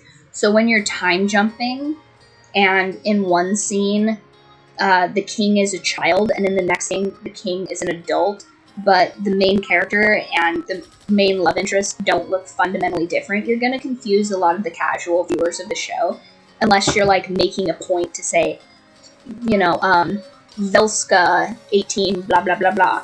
Like, you need to either establish very early on that these characters are essentially, for the purpose of the series, functionally immortal, or essentially have a lifespan of elves. Like, Lord of the Rings did a really good job of that, by being like, these are elves, so Legolas can exist in The Hobbit and also in Return of the King, because he is super old but hot. And I think they did a good job of that. It's sort of like, oh, this is a specific race, but when you have two, like, humanoids and you don't explain that they're not aging, it makes it very confusing. And then they shoehorned Cirilla in, like, super early. Cirilla doesn't even come into the series until, like, 4 or 5 books in. It's insane that she would even be presented in the first season of The Witcher, let alone in, like, the first couple of episodes. It's very confusing to time hop around. And it just made it really irritating. Like, yay, The Witcher is super cool. And they're like, oh, isn't that something that you're super into? And I'm like, yeah. And then I'm watching it, and I'm sitting there like, what the fuck is this? Like, why would they do that? Why would they do us so dirty like that? Anyway, I digress. For these reasons, I probably won't be playing The Witcher 4 until tons and tons of reviews come out on it, because I worry that they're going to kind of go the same route as, like, the Netflix Witcher, where they're just going to try and, like, retcon a bunch of shit into it, which I'm not really pleased about. The tism will be tisming, and I will not be pleased about that. But we will be playing Voyage of the Dawnwalker as soon as that's really available to play. And also, as far as like cozy games go, I'm gonna try and play Vampire Rancher once that comes out, because I think that that's gonna be kind of cool. I don't think that Stardew Valley and stuff like that is really my vibe. I played, what was it? Grimshire or something like that, which was kind of like a take, like some take on, was it Grimshire? We Happy Few, Left 4 Dead, Ark. I think that, oh, where is it? Life is Strange.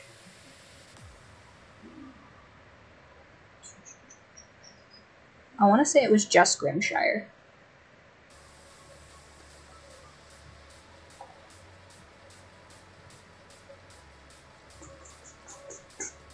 Greedfall. Is it not on here? Do I just not have? Crazy. But anyway, there's like a version of like a Stardew Valley-esque game called Grimshire, and you get to play as either a fox or a bunny, and I think there's a couple other animals that you can get if you get the full game rather than the tutorial version, and not tutorial, the demo version anyway. And that one's kind of got more of like a darker vibe to it, so I think that that's probably closer to the vibe of this channel and sort of this brand. So I don't think we'll be playing any really like girly pop games. But I'm going to try and play games that are kind of like sort of on theme with the books that I'm writing, or that we were writing at the time, just to kind of keep it sort of in the same theme. Like for example, Moon and Marble will probably be playing something that would be more like, you know, I like to listen to music that the characters might listen to music that might be, like, if you think in like a stagecraft mindset, that might be like the house music or like the background music of a particular scene I'm trying to write. And it really does help to kind of like get into the mind of like what you would be doing. And it does help write it. I basically like mainlined a bunch of like Witcher fight music and like just dark, like vampy shit when I was writing Bite. Which also, if you guys want to listen to those playlists, you are welcome to do that. I have no idea how to share those. But if you guys want to like if you want to listen to the playlists while you're reading the books, I highly recommend it. It's as close to a soundtrack as I can get for you guys. I'm not sponsored by any of these artists, but I do think that they're super, super neat. Nice. And I really would like to. I think Spotify's actually updated so that now you can go through and like move the songs around in your playlists. Like, can I move the songs around? Edit details. Yeah, so what I would really appreciate, I don't know if Spotify does this or if anybody has any tips on how to do this in Spotify, or if I'm just going to have to make a new playlist and do it like sequentially. But I really did my best to try and have the music in order of like sort of like the rising action and stuff like that and the falling action. But at a certain point, I think what I was doing was I was doing a bunch of prep work at my day job and like adding this stuff like while I wasn't looking, and so some of the songs like go from like really high beats per minute to really low beats per minute, and it doesn't kind of mesh well with like how the story's going. My goal is to eventually have enough songs that you could just essentially like start Spotify while you're listening to the book, and then it sort of like loops or ends like when the book would naturally finish. That might be a little bit too tism for a lot of you guys. But that was my goal when I made these, and it made it really easy to write. And I sort of branched out and tried to make additional playlists for the characters themselves. So like kind of the vibe of Eric's boss, and then the vibe of Dimitri. Can't remember what last name I gave him, but it's written in the storyboard, guys. So, yeah, that's pretty much where we're at with it. Thanks for watching the stream, you guys. I feel like this has been the best one yet. I really do, and I think that in the future I'm just going to do this just chatting, because I feel like the game, like trying to play the game and to try and kind of like organize what you guys have now clearly witnessed as a jumble of thoughts is an impossible task currently. Maybe as we start checking different writing projects off the list, that'll change. It'll become easier for me to kind of game and stream at the same time. But I just don't think I just don't think that's the vibe right now. So thank you so much for everybody that watched this, and hopefully everybody that watches this after it's gone live. This will sort of give you a little bit more of a peek behind the veil of writing these books, and hopefully it's been informative, and I am going to also post this on the correct YouTube, the Byrd Flock Official, BYRD FLOCKOFFICIAL, which is going to be the correct YouTube. And the TikTok that is for my writing is at Byrd Writes, BYRDWRITES. And the Twitch is correct. The Twitch is the correct one, and that one's just R_Byrd. I'm working on switching that to Byrd Flock or Byrd Writes, just so that it can be consistent. I feel really bad that I didn't pay attention to the branding very initially, which is so silly of me. I used to have to do that kind of stuff for work. But it is what it is. So I'm gonna try and make little adjustments and improvements, and hopefully this will be far less willing for you guys to support in the future. But guys, I really appreciate it. And we're at 52, I think, subscribers as of right now on Twitch, which is awesome. So we're halfway-ish, a little bit over halfway to our goal of 100 followers on there. And then what would be super duper cool is if I could get 100 followers on the correct YouTube, the Byrd Flock Official, so that we can just stream to the designated writing channel, so everybody gets what they want. Because this current YouTube one is just kind of my thinking around YouTube, and it needs to be all in its designated little categories. But the official time of death for this stream is 3 minutes and 25-ish minutes, and I got almost no writing done. But I think that we made a lot of progress insofar as kind of introductions and looping you guys in on the projects that we're working on.